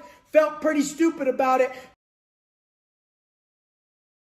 So I get you guys. I get you. I get your frustration. You feel disrespected. You feel like this motherfucker shouldn't have talked to you that way. I feel it every day. Someone disrespects me, I automatically have a flash of cutting their feet off, burning their body in a trash can, hacking them up and disposing of them. I go there. I go there right away. I go straight evil. But what I've learned, what I've taught myself, what I've instilled in my heart is that a true man practices restraint. So the fact that I do go there, but choose not to partake in the actions anymore, shows the real growth. I never felt good about committing massive acts of violence on people. Yeah, right before it sounded good. It always sounds good because they wronged you. They said this, they did that. Then right after, since you're fucking human, since you have a heart, you have a conscience, right after you commit that act, karmic debt you're going to pay, and it's going to be thick. It's going to be an exchange, an eye for an eye. You're going to lose all those years in a fucking straight equivalent to the pain you caused that person. I guess I caused a lot of pain to lose all those years. Most motherfuckers break, and guess what? I broke a million fucking times. Sometimes I broke 1,000 times a day. Internally, just broken, crushed. At that point, there was nowhere but up. There was nowhere to go. You're in this cell, and all you can do is think about all these scenarios that just crush you. You're so lonely. You miss the world. You miss everybody. But all you got is that floor for them push-ups. Right in the middle of that set, when you get into flow state, is when the pain goes away. So we just found a way to continually fight that angst, that internal turmoil that you would know all too well if you actually got locked, got slammed, had to fucking face everything you ever were in a negative way. Because who but us? Who but the ones that are going to forego all these vices, all these addictions, all these pleasures that leave us less than our best self? We're being called. You hear it? Answer it. Answer it. The call of your conscience when you wake up. Sometimes I get in the elevator with the guy who I know is an asshole, and my conscience is like, flip him, be too nice to him, bring him to where he needs to be. I get off my coaching calls and I go coach. I sit on my coaching calls with my team, the group ones, and it makes my life. They bring me back up. It's an energy exchange you could never imagine from like-minded people who are pushing towards the same goal. I'm not saying get rid of those that aren't in alignment with your goals. I'm saying flip them. Don't be a bitch and think they're stripping your energy of you. You're giving positive energy to them. You don't need nothing. You live from abundance. You're the motherfucker who sees all this taking place. Don't you see the signs? Don't you see it? It all happens every day. If my day starts off too good, I'm like, watch it. It's coming. The bad part of the day is coming. Be ready. And if my day starts off bad, I know the end of it's going to be good. Because only by contrast, this shit takes place. It's all perspective, us being able to shift it. I love when I wake up negative. I love when I wake up with a problem, because then I know I go into my workout double as hard to earn that PMA, earn that rate of vibration that I need to go transfer it to everybody. Go give them the love, even though I felt like fucking smoking a motherfucker when I woke up. I know that flipping that is my fucking where I'm supposed to be in this life. I'm supposed to wake up me. I'm supposed to be this intense. And I'm supposed to choose love. Let's fucking go. When I was a kid and my great aunt died, the first death I had experienced as a kid, I was in the backyard burying my toys. And my mom comes out and she goes, honey, what are you doing? Wes, what are you doing? What? Those are your toys. Those are your guys. I called them my guys. These are my guys. I had my guys, my G.I. Joes and my He-Man guys and shit. She said, why are you burying them? This is after a death in the family of someone who was really close to me, told me that the day I was born, all the planets were in line and I'm an old soul and everything's going to come really easy to me. And everybody refers back to that. Auntie Grace, just a prophet, an old soul, just someone who saw it, okay? But anyways, my mom said, why are you burying your guys? And I said, I'm not playing no more. I'm telling you, I quit playing then. And even though I went into a life of crime and I went the wrong way with it, I stood up at a young age. By the time I was 11, I was slanging. At 12 and 13, I was studying my credit score. Like nobody does this. By 16, I walked in the dealership and bought my dream truck cash. Like nobody does this, okay? Be like nobody. We're going to make the wrong mistakes. Don't try to avoid the bruises and don't try to let your people avoid it. You punk motherfuckers are still making the same mistake and it's coming. It's coming.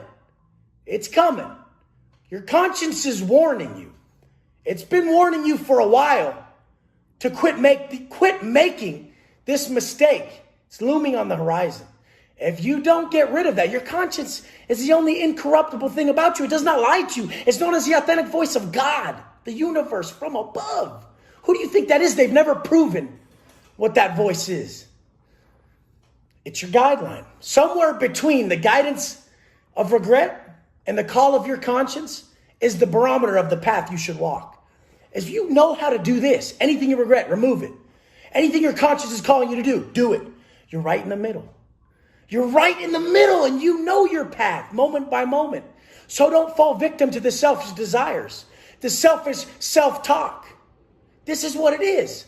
I'm holding myself to my desired life through auto-suggestion and complete integrity. That's the recipe. Auto-suggestion and the utmost integrity.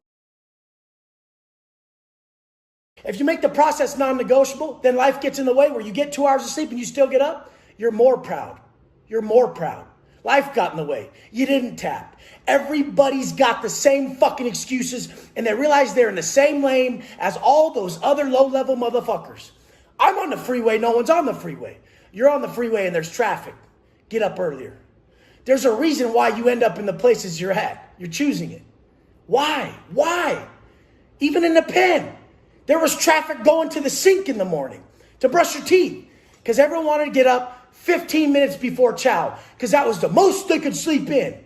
I said, fuck this. I don't like brushing my teeth next to some dude or a bunch of dudes on the fucking shitter. So I'm just going to get up so fucking early. I have it to myself. And I'm going to sit there and handle my morning shit. I'm going to sit on my rack, read my book, collect myself, tell myself everything, auto-suggest all this knowledge and wisdom from these books that I need. Because I know today the same problems that happened yesterday are coming. The same problems I've had my whole life.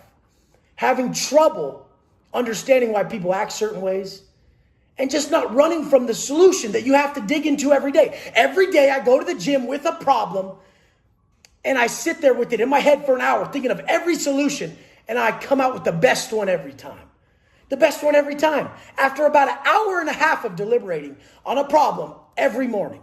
And then I come share it with you guys, whether it's on here or on Instagram when I'm walking around. That's what I'm doing. It's a problem I had and that I solved and I'm okay with, because now I have clarity from something that was stealing moments of my life. I was potentially about to walk into a situation, make the wrong mistake, but then I sat on it long enough. I put the fucking work in, the real work, thinking it's the hardest work known to man. That's why so few people engage in it. So get up, spend time with yourself, understand yourself, figure out what's coming your way today. It's the same problem that came your way yesterday. That drink, I just need one. That dope, oh, I'm just getting well. That food, it's a trigger, it's right there. Everybody's eating it. One donut ain't gonna hurt. Why are you sabotaging your fucking goals? Fuck. The only thing you can't do is not be true to the best you know. The biggest failure in life is to not be true to the best one knows. You know it. That's your conscience. That's the guideline. The guidance of regret, the call of your conscience. Right in the middle. Right in the middle. Either channel, Instagram, here, I'm going to be there for you. Because I remember when I needed someone there for me, and I was the only one there for me. I know what I needed at my lowest, and I'm going to be there for you guys at yours. There's a lot going on. I'm in a different state right now today than I was yesterday, and I will be tomorrow, because I'm feeling a lot of people's pain. It's getting fucking real. It's getting real. It's going to keep going. You guys are getting tested. It's all you. You have it inside you. The answer to everything that ails you already exists within you. Stop looking around and look fucking within. Follow this process regardless of how you feel, and realize as a big fucking boy that your growth, your change, your level up does not come packaged how the fuck you want. Let's go. By eating what we don't want to, by working out, by reading positive things, by collecting all these mindset hacks and these gems to negate the negotiation. Essentially, that space between stimulus and response is where we need those gems. We need those gems in that space so that we don't negotiate with our lesser self. When we learn to live in this manner, fully internal, the external world is ours. It's too easy because we're in control and we're drawing it in. The fact is when you're uber disciplined, when your discipline level is at a fucking 1 million out of fucking 10, everything is possible. You'll be as ripped, as rich, and as fucking mentally sound as you want to be. From no longer buying into the fact that perpetual pleasure chasing is a possibility for you. People talk themselves out of everything because they have a low level of stress management, which causes a bitch-ass motherfucker to tap. Think about it. Why'd you tap on your diet, bitch? Why the fuck did you tap on your diet? You got stressed out. You thought you wanted the snacks more than you wanted the abs. So you tapped out. You stressed out about it. You said, I'm too hungry, I'm too hungry, I'm too hungry. And then you ate that shit. Why'd your relationship fail? You got too stressed out because the way the person was acting, and you couldn't control yourself and get the right outcome. When you knew the right outcome, you knew the right solution. It was a golden rule all along. This person's struggling, pick them up. Love them back into character. When it comes to your business, what's keeping you from leveling up? Stress management. The stress management. But everything starts with the discipline. We're weathering ourselves with discipline. We're weathering ourselves for the storm. So when what someone supposedly calls a struggle is laughable to you, what you guys call a struggle is laughable to me. What you guys call pleasure is laughable to me. The guys on my team, they've learned it. They've learned to get pleasure in not being pleased. The stuff that they thought used to please them is laughable to them because they know there's just a downside. There's a massive spike, a massive high, followed by an extreme low that leaves them crashing. I did it over and over. I see the guys in the penitentiary doing it over and over. I can't even eat out of line with my goals because I feel like a bitch and I let myself down. when you have such a high level of awareness that you know how you're going to feel after you act a certain way, then your discipline just starts to grow. Discipline's the root. If you're disciplined enough, your anxiety and your depression don't exist. If you're disciplined enough, your anxiety and your depression don't exist. At that moment, when you're choosing to go in the past and be depressed about something that happened a while ago, you're disciplined enough to choose something in your current life and circumstances that you're grateful for. Choosing gratitude over depression.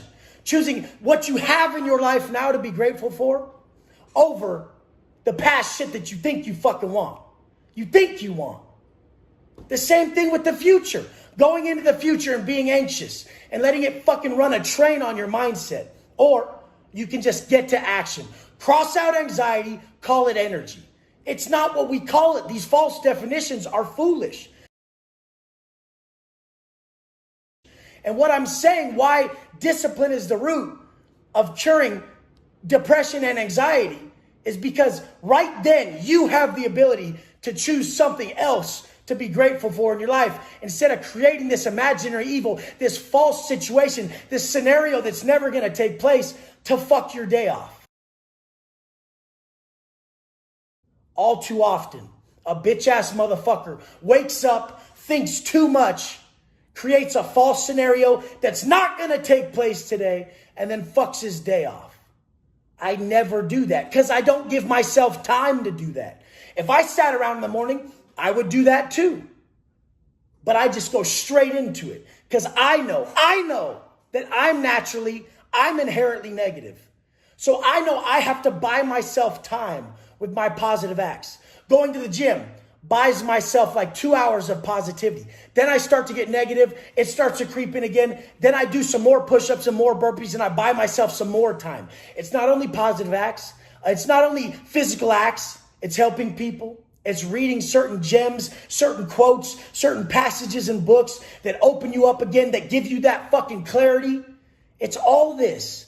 Every positive act, every fucking act of personal growth, everything you're doing to develop your internal state better and change your external world for the greater, for good, everything you're doing is buying you time from that negativity that's coming. It's coming. There's a problem coming. There's an undesirable mind state coming. You're going to step into it. We need the negativity and we need to overcome it. And you don't overcome it in that fucking bag. You don't overcome it in that bottle. That just makes it worse. That exponentially increases the anxiety and the depression. Keeps you stagnant and causes regression. Let's fucking get this shit dialed. We're coming to the end of the fucking year. And some of you are still making the same mistakes you made last year, while others are skyrocketing to where they want to go. Understand that tomorrow you're going to have the same problems as today. See the fucking signs and get it done. Let's go. And it was so painful this morning to think of what happened, the argument and the words said and the way it's going, that I started crying in the gym. I wanted to leave. I was giving up. I know what it feels like to fucking not want to stand back up. But I went to my page. I was sitting on the couches at the gym. Sitting on the black leather couches there. And I had barely just done my chest routine. So I just posted the chest routine I had done. And I'm telling my workout partners, I'm done. I'm going home. I'm going back to sleep. I was going to tap. It hurt that bad. I couldn't shake it. And then I went back through my posts, my words that I said to all you guys, everything that I said, and I read it. And then I posted it with my story. And I said, you want some motivation? Remember what the fuck you said. And I fucking applied that to myself and I got up. And I crushed the rest of my workout. Just had love in my heart. Came to a full understanding, you guys, you can get back up. You can. You have to.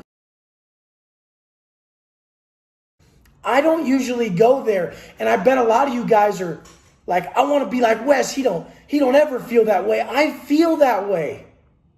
The thing about people who are showing positivity like myself is I'm so negative, but I try so hard to overcome it. And the most positive people are the ones that do that. I will never give up on this path. Never. I was close. And I'm so glad. I'm so glad I got that close today, because I reattached with everybody at the bottom currently. You guys get the fuck up. Take that fucking step. Love is a verb. To love your life, you have to put love into your life. You'll only be able to see the love in others that you have within. You have to cultivate this high level of self-worth, self-love, and self-respect within to then give it and see it in the same exchange. The only way to cultivate that self-love is to take care of yourself. The only way you're ever going to truly know how to take care of yourself is listening to your conscience. It's the same message over and over. Remove everything that you're doing that you're regretting. Be honest. If you put a lot into your life today, the most you've ever put, and you stack all those wins, you're going to love your life today. It's on you. You have it within you. It's nobody else. I was falling victim to that this morning. It was crushing me, tearing my soul out. My buddies at the gym were trying to tell me my own shit, and it wasn't even working. My own shit. I had to sit down, and when I went back over it, I saw all your faces. It all washed over me. We were connected at that moment. We're all a collective consciousness. Everybody going through this struggle, that's why you feel this.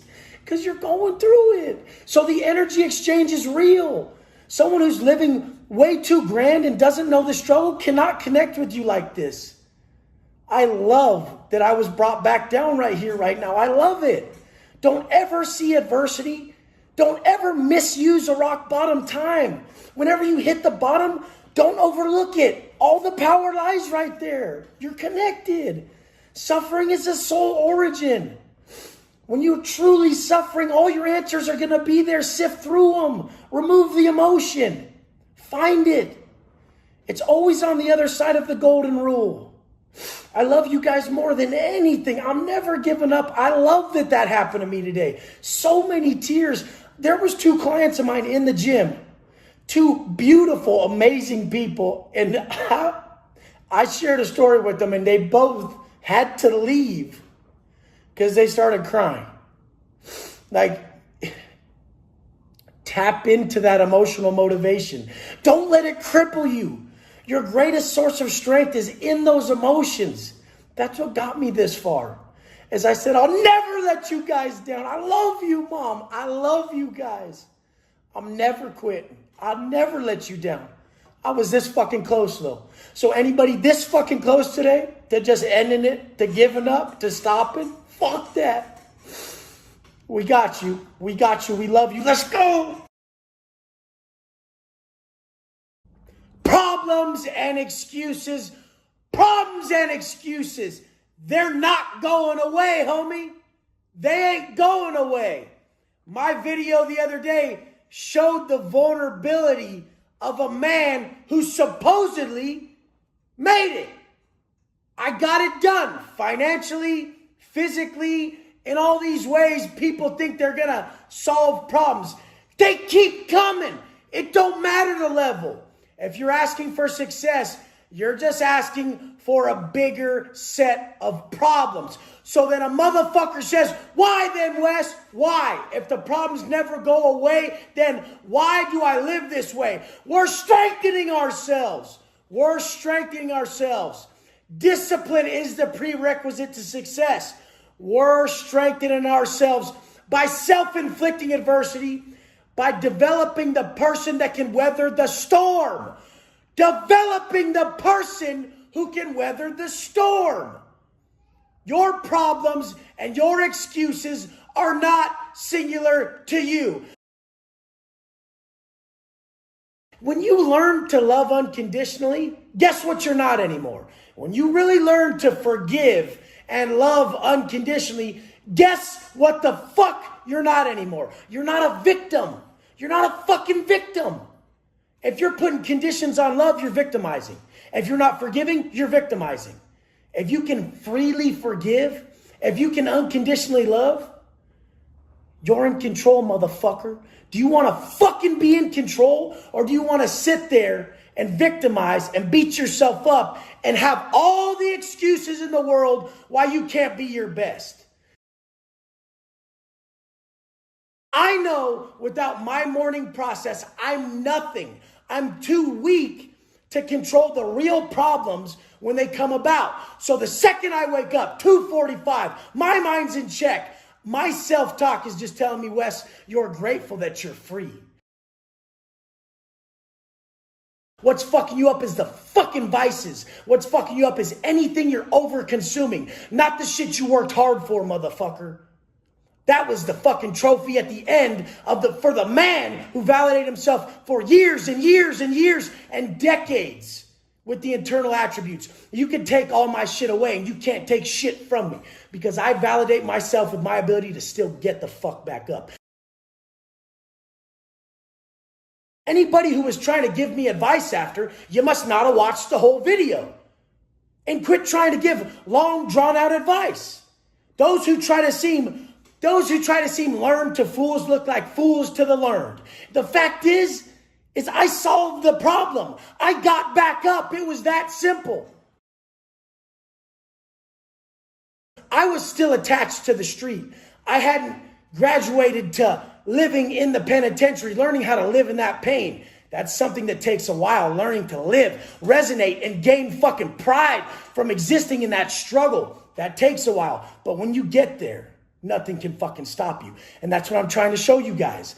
The man who can exist in flow state in a problem is very valuable. So this is someone who doesn't hide from what he needs to overcome. You will never overcome what you run from. So the fact is, when a problem comes about, this man exists in that problem. He's present and he sits there for hours on it till he finds a solution. When Joe fucking dipshit drowned himself in a bottle and the other motherfucker drowned himself in pills to forget about it because it was painful. Stay fucking present in the fucking issue. Create that fail safe so that next time you're there, you know exactly where to go. I know exactly where to go. Unconditional love. Because I fucking damn sure am proud that nobody gave up on me today, and I love them to death. I love you guys. Thank you guys for sending me all the messages and support, because I did need it.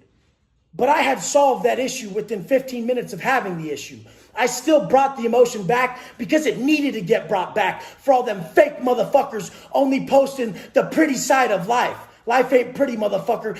Get it done. Weather yourself so that you're ready when shit happens. Life's coming, baby girl. Let's go. This is your path and your purpose in this life. Whatever you're being called on. It seems small, but that's where faith comes about. It seems small. You wake up, you look in the mirror, drop that 20. You go downstairs, be nicer. I'm going to keep saying these things. Because there's a bigger path that's developing by you earning these internal attributes through your daily tasks. Habitual construction is real. You're building the confidence to go do that big thing later. That big thing that's waiting for you on the horizon. You're being prepped for it. None of this is fucking random.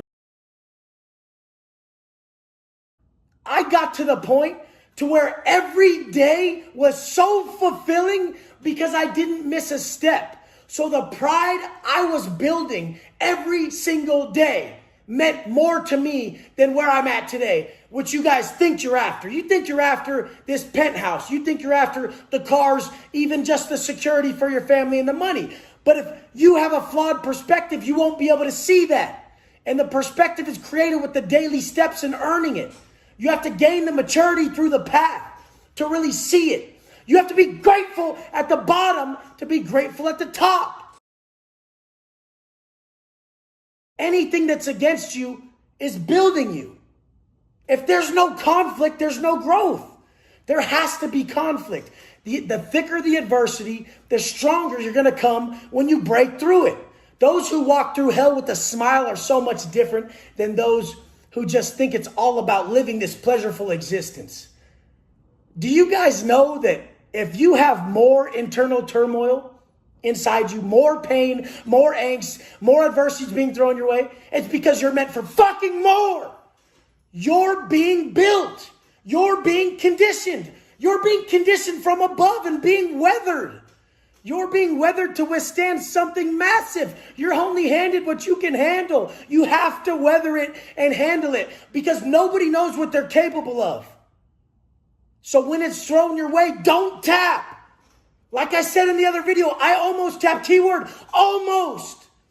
If I don't feel like I'm almost going to tap, then nothing's taking place. It's comfort zone. I can be in the comfort zone living in this manner. I could be in my comfort zone in prison. A lot of guys are. What are you giving power in your life? Are you giving power to the steps that get you where you want to go? Or are you giving your power to the result? The result is fallible. The strength created during the steps is not. You guys must keep going. I told you that I almost quit because I want you to know that I feel it too. When I was in the penitentiary and I fell and everything was against me, everyone disappeared out of my life. I only had me. There's going to be a time in your life when this happens. And what you're doing right now is disciplining you to be strong enough for those moments that will break you, that will take your life. You have to be strong enough. Discipline is the root to be able to handle any situation. I don't care if it's alcohol, food, someone died, you had a breakup, whatever's going on, discipline is the answer. If you're strong enough in that moment to choose discipline, choose the correct answer that suits your optimal agenda, you will win. Discipline is something you don't want to do. You remember when you got disciplined as a kid? You had to stare at the wall or something? Discipline yourself. Make your life difficult so when difficulties come, you fucking laugh at them. I've been through it all, you guys. It's not stopping. It still comes. Show the fuck up. Get rid and break the cycles within you that cause you pain. Don't pass these cycles on to the people around you. Show them that it can go because you're strong enough, because you love them enough, because you care. I need you guys to know that discipline is the answer. By doing what's hard and living a hard life is the answer. And in turn, it's much more pleasurable than the pleasure that you're fucking chasing. Let's go. What are you celebrating? What the fuck is everybody celebrating? The only celebration you should have is the fact that you no longer need to celebrate because you've made a system, daily habits that fulfill you internally. I was coming back from the gym, listening to my music. It's fucking before 5 a.m. right now. And I'm sitting there just in tears, proud, just pride that I know I could have tapped a million fucking times and I didn't. Because love is a fucking verb. Gratitude is fucking action. And you bitches just speak it and you don't fucking live it. My jog, what's not even phasing me, my daily life, is what someone would consider fucking just straight obsessive and way too much.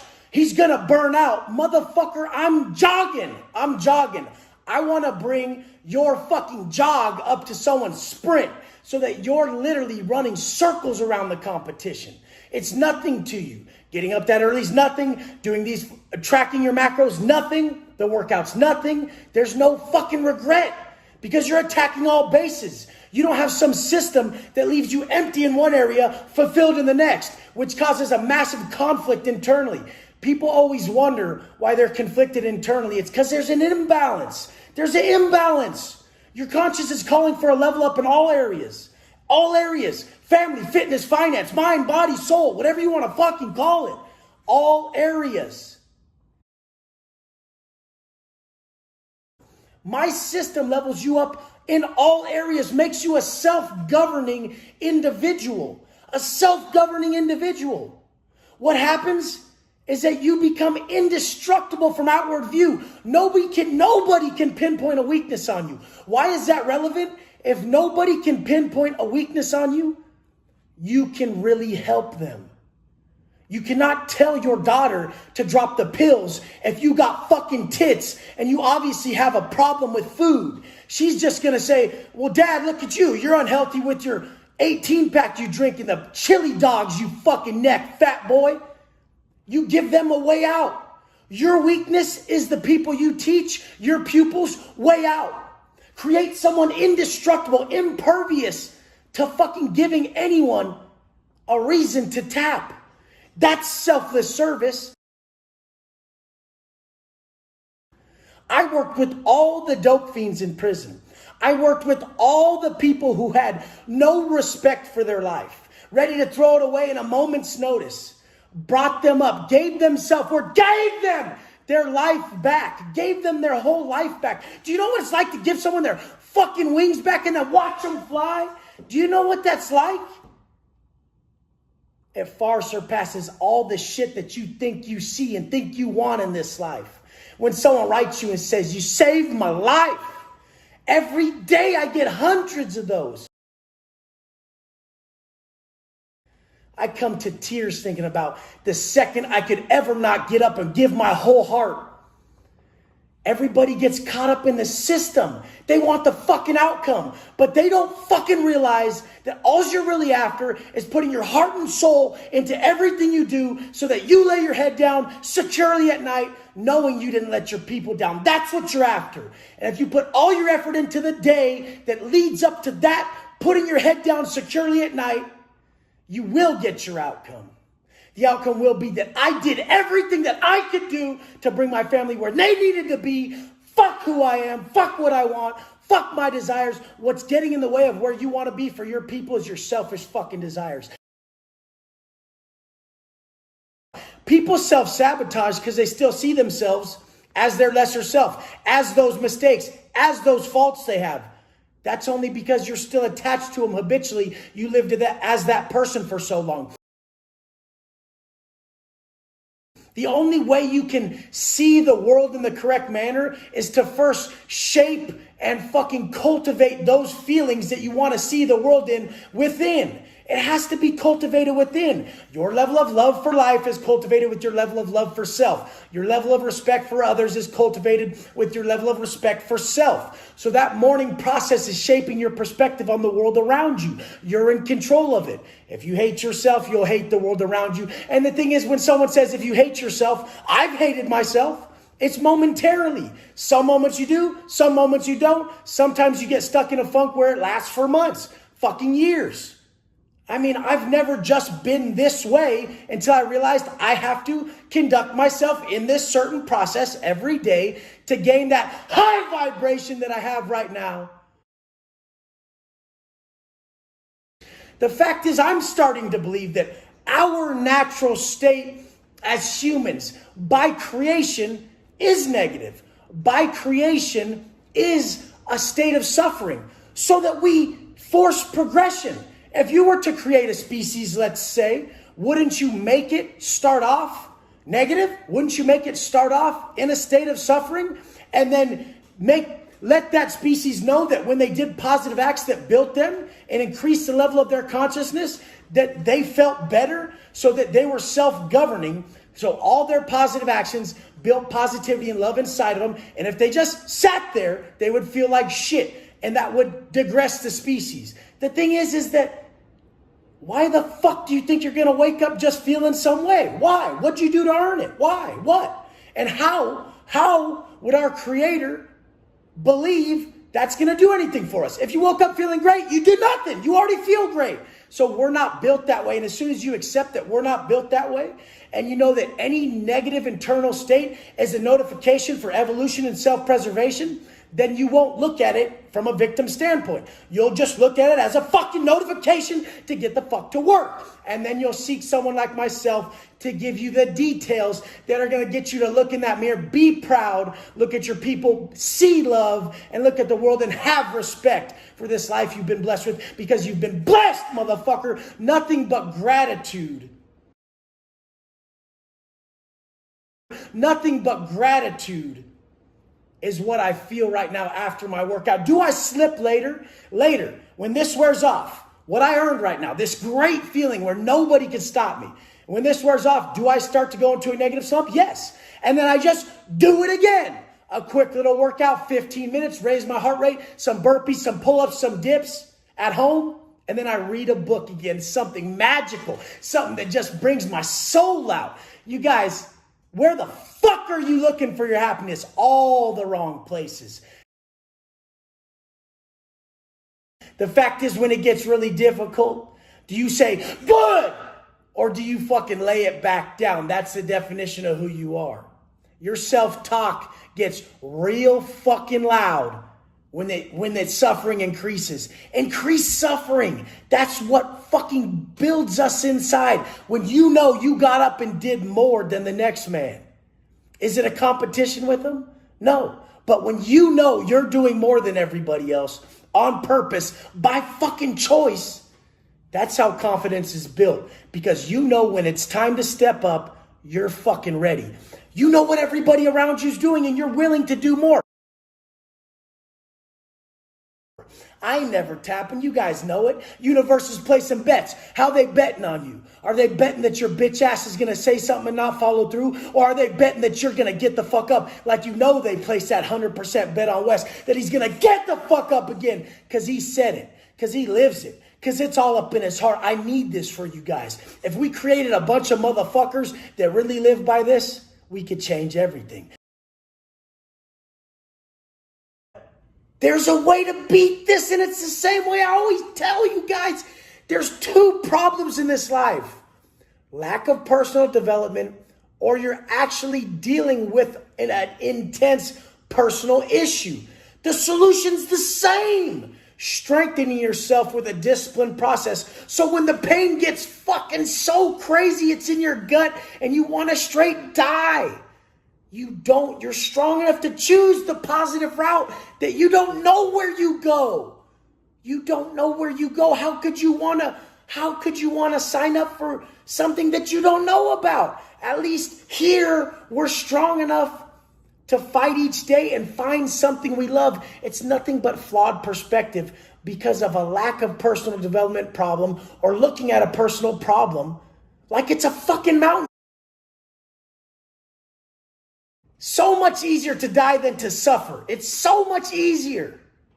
It takes so much more courage just to suffer and to live and to stay strong. It's so admirable. We're meant to suffer. And we're meant to overcome everything that causes suffering. So every time we're faced with some adversity, some immense pain, and we overcome it, faced with it, overcome it, faced with it, overcome it. That's what builds that fucking fortitude inside that makes you just never quit. It's just a bunch of quitters out here. Quitting on relationships, quitting on people, quitting because they heard something they didn't want to hear, quitting on their diet, quitting on their dreams, quitting on their goals. Fuck that. This rare individual that's never existed, this one that doesn't crack, this one that's habitually constructing someone who reflects on regret every morning. Everything he regretted from the day before, he reflects on every morning. And he says, I'm extinguishing that. That's my goal today. Whatever the fuck you regret from yesterday, wake up, reflect on it, let it sting, pussy. The shoe fits, wear it. Change that shit. After 365 days of this, you're a beast, motherfucker. As long as you're honest. As long as you're honest. I always know where I fucked up. I always know, and I always go straight there. And then I always have content like this because I always know that what I'm going through in the exact moment is how I exchange the energy to you. Essentially, what I do for a living now is what I would have done for free because I loved it. I needed it. It was what cleared my mind. It was what gave me positivity. It's what put love in my heart. It gave me respect for self and others. This process did everything for me. And when nobody else was there for me, this process was. It never let me down. On my worst of days, I hit the floor. And it saved my life. That's why I had to pass it on. That's why I come on here and pass it on daily. It'll save you from a divorce, alcoholism, depression, anxiety, drug addiction, a personal development process. Will save you from all of this because it's not what you're fucking getting, you guys. It's what you're building inside. You're disciplining yourself and you're building someone who can do anything they want because their mind is so strong. The first thing I did was say, hey, I need a pair of Chucks and a gym membership. The next day after getting out, I did not sleep in. I don't think that's ever been done. I don't think a person on this planet ever did 10 fucking years and didn't sleep in the next day because they were so institutionalized, so programmed up that they were at the gym first thing in the morning. I was so into this wake-up time, so invested in this process that it meant the world to me. It gave me everything. How could I turn my back on it? And then you guys, look how far I've came in the last 3 years, and I've never deviated. That's how you know someone truly lives it. I'm always so proud of you motherfuckers, because the hardest thing we can do is choose to be positive today in every way when you are that negative motherfucker. The hardest thing you could do is choose to be positive today and then do it the fuck again tomorrow. I can't even begin to express how proud I am of all you motherfuckers that beat your drug addictions, that beat depression, beat anxiety, beat these eating disorders, beat this fucking titty-having, pussy-ass, bitch-ass shit where you drown yourself in alcohol and act like the titties ain't real, act like you're okay with yourself because you get some false sense of self. Fuck that shit. We earn that shit around here. We wake up and we look in the mirror, we say, fuck yeah. Even if you're not there yet. If your actions, your daily fucking habits are in alignment where you're going, you'll look in the mirror and by contrast to who you were yesterday, you'll say, fuck yeah. And that's all I need. That's all I need. Give me a week. You guys are fucking over-consuming everything. Overconsumption is just drowning out your third eye. You can't see nothing. The days I carb up, I'm like, fuck, I'm a shell of myself. I felt low vibe today. I blamed it on winter's coming, it's getting cold out, I ate too many carbs, this, that, the other. I came home right now and said, fuck that. We can't let that mindset exist. If you let that mindset exist, that victim mindset, then you give yourself comfort there. People have been victims for so long that they get comfortable. They create neurological pathways in their mind where their mind just goes to that victim shit and they're comfortable there.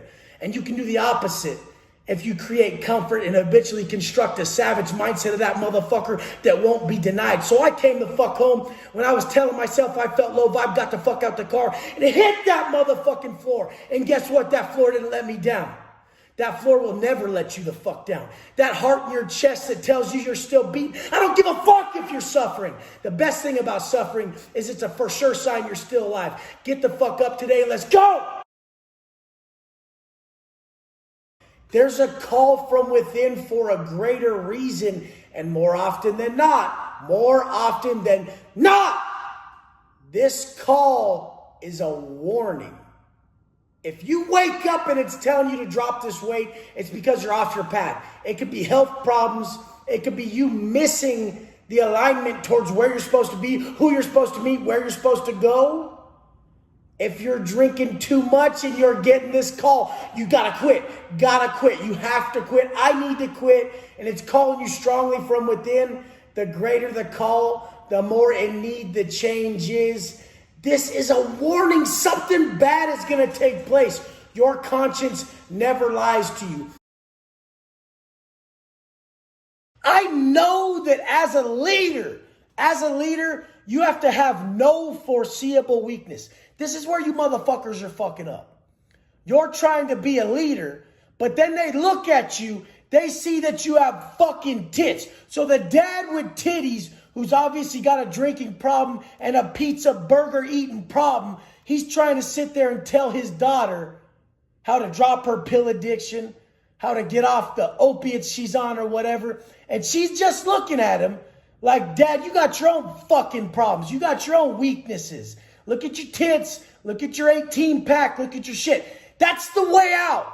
So if you want to be a real leader, we have to make you bulletproof. You give your people a fucking way out when you have so much foreseeable, obvious weaknesses. We all have weaknesses. But they don't have to be so directly obvious. And your known ones, you should be laser focused on to level up.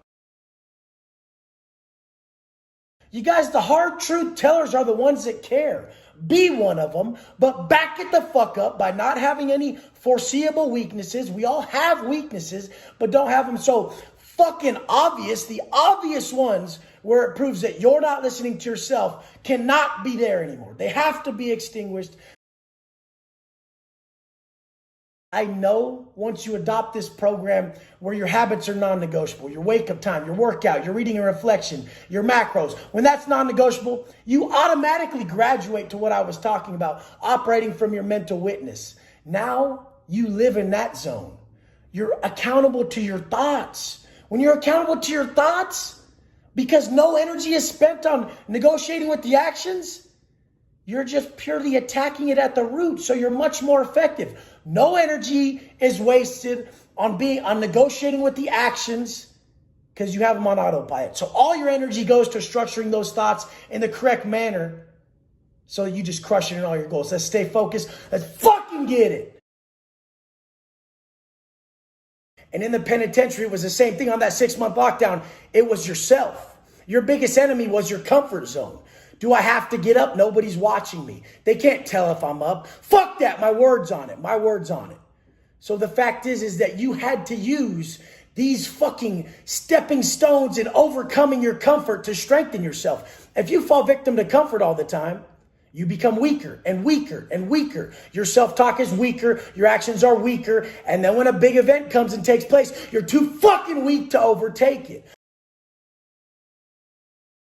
If your self-talk and your actions are in line with being the strongest version of yourself, when your triggers come about, whether it's anger, alcohol, food, whatever the fuck your trigger is, when it comes about, you're strong enough to choose the positive situation, positive outcome over the negative one and push yourself in the right direction. This is what it's all about. The baseline discipline increase through learning that discomfort needs to be your comfort zone. So what we do is we have an early wake-up time. That makes us proud. Because it's fucking easily one of the most difficult things on the planet is to wake up when you don't want to get up to chase your best self. It's the most grateful thing, and it's the easiest way to gain a massive win in the morning. Getting rid of the pain inside you is the prerequisite to living your life's purpose. Once you find how to cure that pain, you're going to realize it takes daily steps to cure that pain. You'll never just get rid of it. You'll never get rid of it. What you do, like I've said a million times, the Buddhist monk at the monastery doesn't just never get mad. He's just highly aware of his anger. So when his Buddhist monk buddy steals his prayer spot, he gets pissed for 20 seconds. And he's so hyper aware of that anger and how detrimental it is, how low of a vibration feeling that is, that he just shuts that window. Imagine shutting that window quicker every time you fall into a low vibration state or you start to have to fight these internal enemies. How you walk in a room is everything. A man is the sum total of what he thinks about all day long. Are you thinking of your failures when you walk in a room? Are you? No wonder you're so weak when you walk in that room. Your highlight reel of your life needs to be playing right in front of your fucking face when you walk in that room. When you walk in that room, everything that you've accomplished, everything you've overcome, everything you are washes over you and you absorb it and you're repowered by it. Everything good you've done. Starve your failures. When you walk in that room, you remember, highlight reel, starve your failures, because it's coming off exactly that. So the point is, how do we make a highlight reel action? You see these fake motherfuckers out here who try to approach your boy in person and they put too much on it. Stop putting too much on it. Come in as yourself. In every room I'm in, I'm still like this even. You don't think I'm like this? In the gym, I'm like this. People are like, damn, that dude's even loud here like that. I would be disappointed if I met me and I wasn't like this. This is how I was in the penitentiary. I would be on the fucking yard, sitting there at the bars, at the weight pile, and I would be fucking preaching what I preach to you guys now. I brought up 1 million motherfuckers with checkered past that were liabilities before I even exited those gates with pure action and pure energy, because they wanted what they were feeling on this motherfucker who didn't have that aura of weakness, that bitch stink that's on a pussy motherfucker. Straight up. Watch how you walk in those fucking rooms, because someone like me is just sitting there sharking. I'm like, oh, look at this pussy. Hey, baby girl, you okay? And don't put off that fake shit. The only way you can put off that real shit is real actions, real accomplishments, really letting everything you've been through, all your struggles, who you are, wash over you. Literally, pump your life up. Give your life power, but don't lie. And then see how good it feels to fucking validate yourself from your accomplishments. And then come in and get more each day, more accomplishments. And run off that ethical ego. Pump yourself up for the sole purpose of bringing others up around you. You're always going to have an ego, stupid. You're always going to have ego. Make it ethical. Don't just come in and be like, hey, I'm so jacked. Like, me, I'm jacked. Like, I'll come in jacked and I'll just be like, I got you. Let's do this. I want you to feel this way. I want you to come up with me. This shit feels awesome. That's why I keep preaching this, because this is what works, motherfucker. Everyone thinks it's something super high tech. It's really just consistency, discipline, dedication, fucking straight loyalty to your own fucking word, honoring your own fucking word. When someone comes and fronts on me and gives me bad energy, or even people that love me disrespect me, I know what they're doing. They're in a bad place with their motherfucking self. And if I don't crack, I don't break character, man, I'm vibing high. I'm telling you, next time you're tested, it ain't about what they're doing to you. It's about how you react. Don't fall victim. Be fucking strong. Hold yourself to your word. Go through these fucking holidays like a fucking G. And when I say G, I don't mean that fake ass term from those fake hard motherfuckers that always cry in the back. I don't even believe it's an outside stimulus.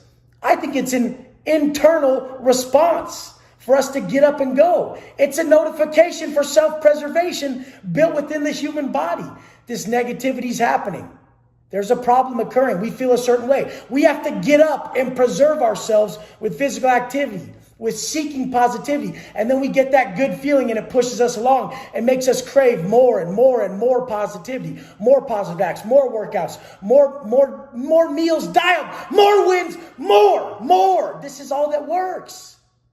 This is the only thing that works to pull you out of this. Those imaginary evils are incurable. We'll never look how we want to look in the mirror. It will always elude us because we're growing with it. Learn to never chase the end result and just chase the feeling, chase the flow state, chase how you feel in that moment. I was bleeding and crying out for love. I needed the people out there on the streets to just tell me they loved me. Just tell me you love me.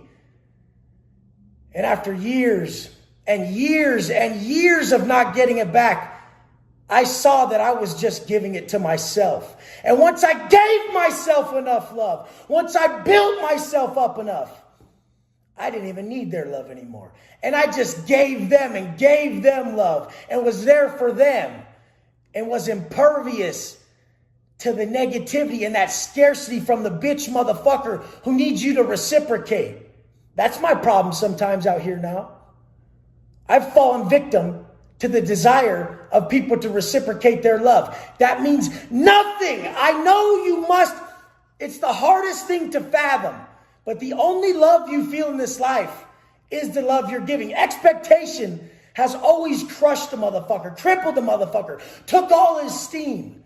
Don't expect nothing in return. It's just an outward flow of love. It's just an outward flow of love. I was doing this in the pen, like I've said before, imagining everybody and sending them love. It's the only thing that would deter that hate. Those incessant thoughts of, this motherfucker did this to me. Oh, and you're just building it up. I've done it out here. When you operate from a higher vibrational frequency, when you operate from a higher vibe, you don't react to negative. You don't even feel it. When you go crush your craziest workout and you're just vibing high, you've done everything right. The meals are in check. The positive fucking thoughts are there. The positive actions are there. Someone you can come out and someone could try to fuck with you and you're just like, give me a hug. You're operating from a higher frequency. If you want to defeat negativity in your life, defeat negative people, it's as simply as not feeling it. You don't feel that shit when you operate on a higher plane.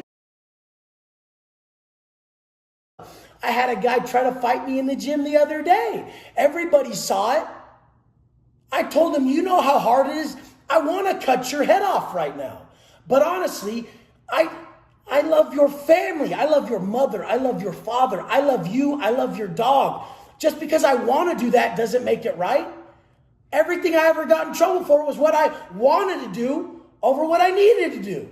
Purpose over fucking pleasure. I ended up calling the whole gym basically, saying, everybody, we're having a conflict. Everyone, look, we're having a conflict. This is how you deal with it. Dropped all ego and gave that dude a hug. He didn't want to hug me. He wanted to fight me. Just gave him a huge hug and held him. And I said, bro, you can't break me. You can't break me. I'm ready for you. See how that sun's rising? Before that sun rises, it's time for you to get ready, for you to prepare for that food that gets in your way, that drink that gets in your way, those people that irritate you. You got to prepare. It's not those people. It's your response to it. I could have landed back in prison if I went with what I wanted, which was, blast that motherfucker. But that's the problem. We act on impulse and we pay for it later. Do not make long-term decisions on temporary feelings. Then I saw the guy the next day, which was this morning. And I'm like, yeah, like I felt great that we got through that together. We don't need to be this way. Be better, feel better, and then bring that man home. You got to work on yourself, and then you take care of the drinking, and then you take care of the money, and then you take care of all these problems because you're the fucking problem.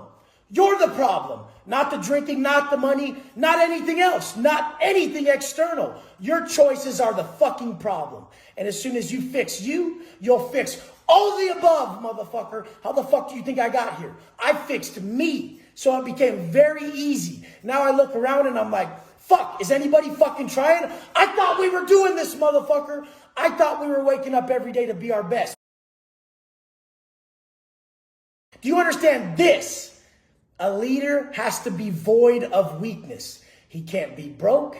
He can't be fat. He can't be a drug addict. He can't be a drunk. He can't be an angry fucking piece of shit liability. He can be none of the above. Because the second he has one of those flaws, then the people he's teaching, that's their way out.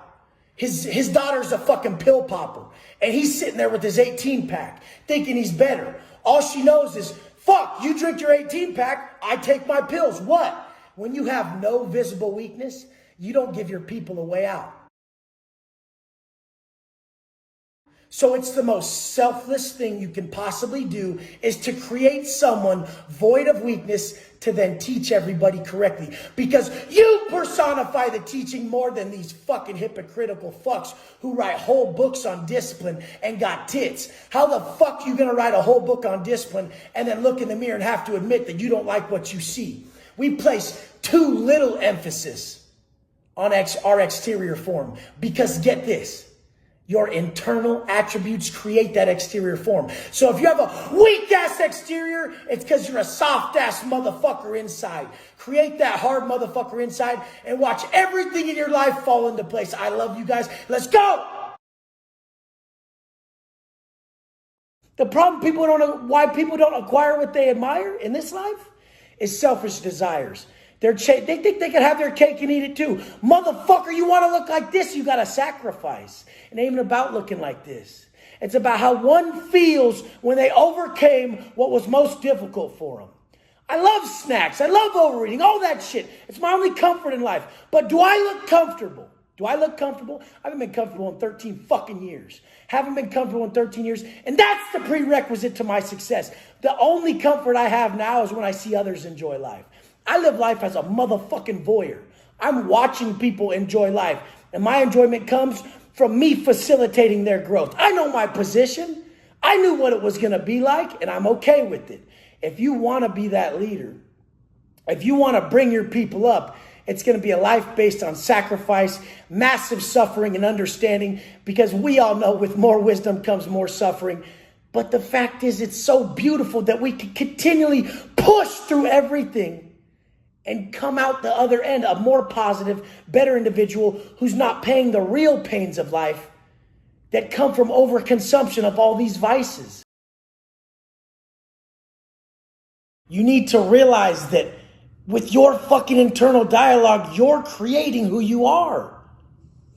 A depressed person's internal dialogue is so fucking selfish. So the way I was in this cell and I would negate this negative internal dialogue that led to depression. Why me? Why this? Why aren't they writing? Why are they not in my life? Why haven't they shown up? Why don't they visit? Why don't they answer the phone? I'm going through this in my head over and over. So what I learned to do was just get into my program that strengthened me before this dialogue started. And anytime this dialogue would start again, I would get back into the program. Just because you worked out this morning doesn't mean you can't get it again if you go negative. In all reality, the negative internal state is just a notification for self-preservation. Your body is saying, move, go do something, move, get in a flow state, remove yourself from this ungrateful state that is depression. When you're dwelling on the past is fucking not part of you. You're not going that way. Look forward. You're not going that way. You're powerless in the past. In the present is where everything exists. Now, the moment of now. I've mastered now. I let go of shit so fucking quick. I see people still holding on to shit out here, and I just see it as so fucking weak. I forgive shit that you could never. Because I'm fucking strong as fuck because I built myself, and I want you to be that strong. Bitch ass men out here tripping on fucking shit that they did to other people before in their life and then holding them to it. I can't forgive this. Like me, in these past couple weeks. Thinking I couldn't forgive something that I've done to people in my past. Thinking that we can't just get past all this shit because I'm victimizing. That's that same shit. If you're thinking, why me? Why this? Why that? You're victimizing. There ain't no fucking victims here. There's a motherfucking floor and there's a way to create what you need. Put everything into the future fucking creation. All energy goes to future creation. Those days in that cell were fucking monotonous and painful and tore me up. I could have went towards hate, but hate is a sign of fucking failure. I didn't go towards hate. I went towards love and understanding. And it freed me. It always does. Whatever you give out is what you're getting, you motherfuckers. Whatever you give out is what you're getting. If everybody was doing what you're doing, would we be able to live? And the answer was no.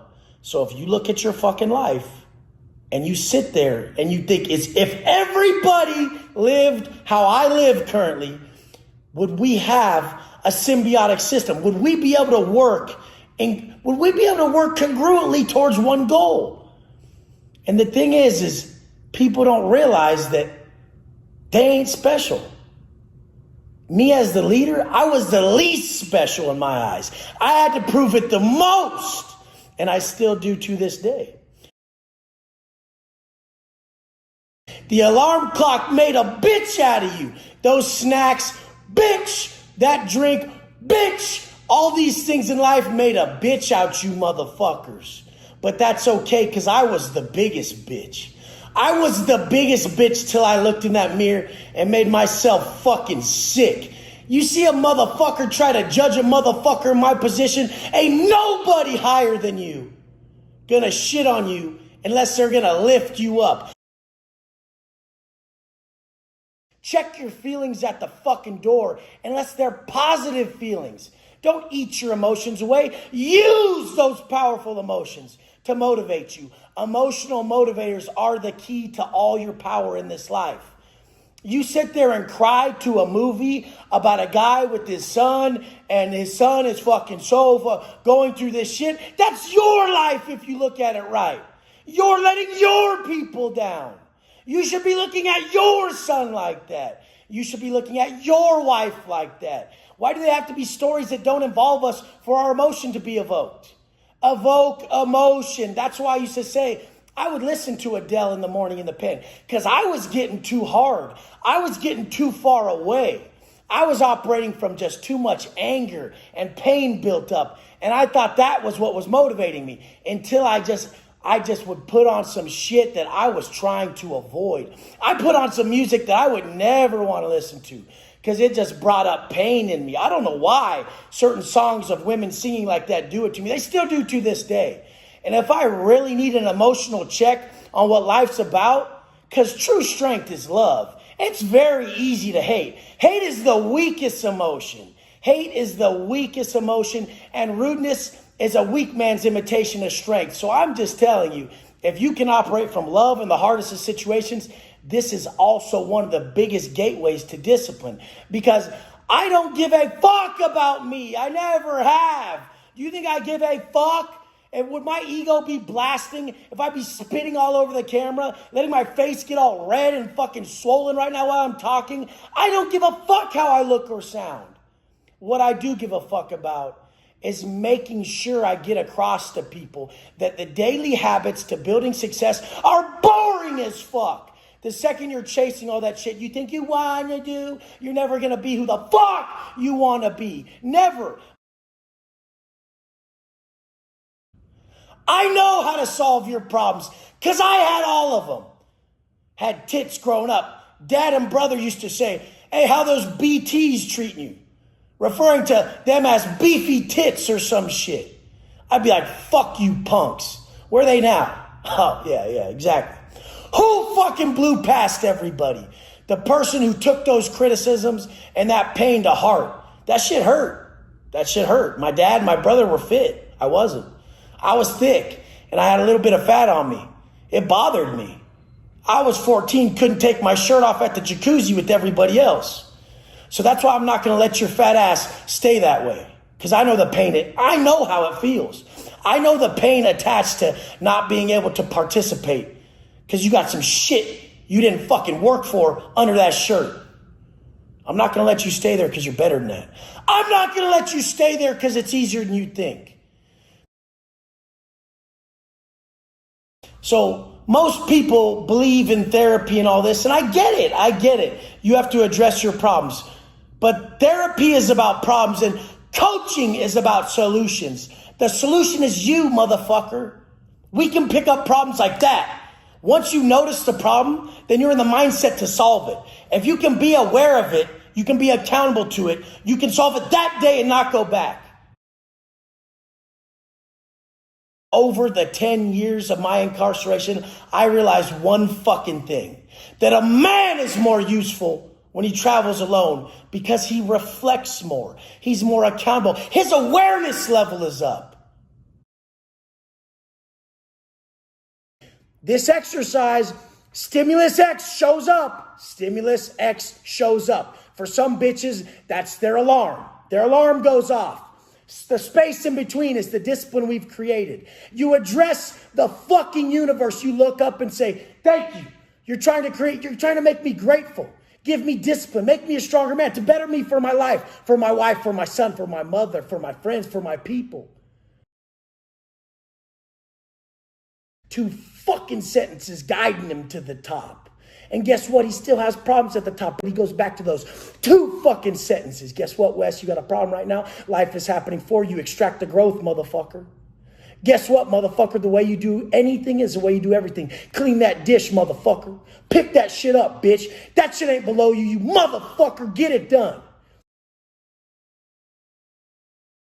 I guarantee every champion, every Olympian, every savage motherfucker has savage self-talk. Their self-talk is relentless. They're on their own fucking case like a motherfucker. Stern as fuck with self, kind to others. Stern as fuck with self and kind to others. And kind to others is giving them that hookup when nobody else did.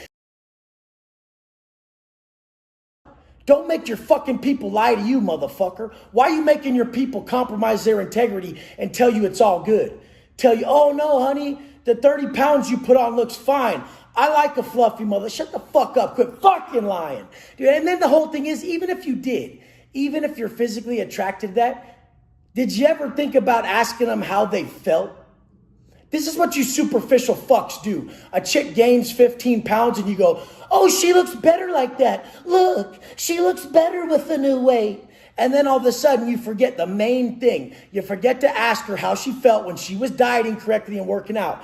You just thought it was about how she fucking looked, you piece of shit. You didn't say, hey, how do you feel now? And how do you feel when you were fucking working for it? Because the work instills the work. There needs to be physical activity daily. There needs to be measured macronutrients that are in alignment with your fucking goals. There needs to be positive stuff. Just solidifying your fucking mindset all day. Auto-suggestion. You're just auto-suggesting all this shit. Be grateful. Count your blessings. Count your fucking blessings. Count your fucking blessings. When you're negative like me, when you have internal demons like me, you gotta fucking stay on top of them like it's your fucking life. I tell people my anger and negativity is as bad as any alcoholic, any dope fiend, anyone. And I know you guys know the pain of this. Let's escape it together. Escape it together by creating assets around you, by personifying the teaching. You have to personify the teaching. You have to personify the teaching when those people are clawing at you. They're telling you everything that could ever hurt. You got to stay strong to bring them back out of it. You got to show them that you can get to the fucking top and you can get everything you want by being positive. Because if there's one fucking quote that always gets me through any hard situation, it's if a man is right, his world will be right. Let's go. But you got to understand, magnify, and digest this. Our self-talk and our actions determine our strengths and our weaknesses, not our circumstances, not our circumstances.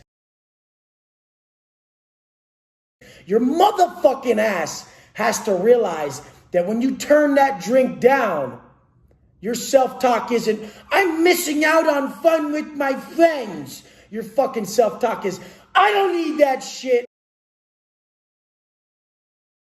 In that mirror, that accountability mirror that exists within, when I reflect upon myself and I say, Wes, you're choosing to be negative. Wes, you're choosing to look at this small problem and magnify it. Yes, it's a problem, but life is full of them. Fuck, just count what's around you. Build your imagination of that life. Build it, construct it. I never left it. The vision I had of coming back downtown never left me that whole time in the pen. I'd be on the yard with the fellas and I'd be like, I used to pop bottles. I had a Range Rover. I lived in this high-rise condo. And they were like, yeah, fucking right. Like, you had 30 grand worth of bills a month. I got 90 now with my business. Okay? And fuck the money because I care about this. Look at the business model. Look at the business model. I provide you value from these videos for free with no expectation of getting anything in return. And it all came to me. I didn't try to be a YouTube guy. I didn't fucking go put all these affirmations on my Instagram wanting money. You guys, I have problems every day. And I was using that as an accountability board to say out loud, to speak out loud that I need to change, that I'm being negative, that I'm victimizing, that I'm eating too much, that I am working towards getting a set of fucking tits. Motherfucker, you gotta say it out loud. You gotta speak it the fuck up. You gotta speak it into existence.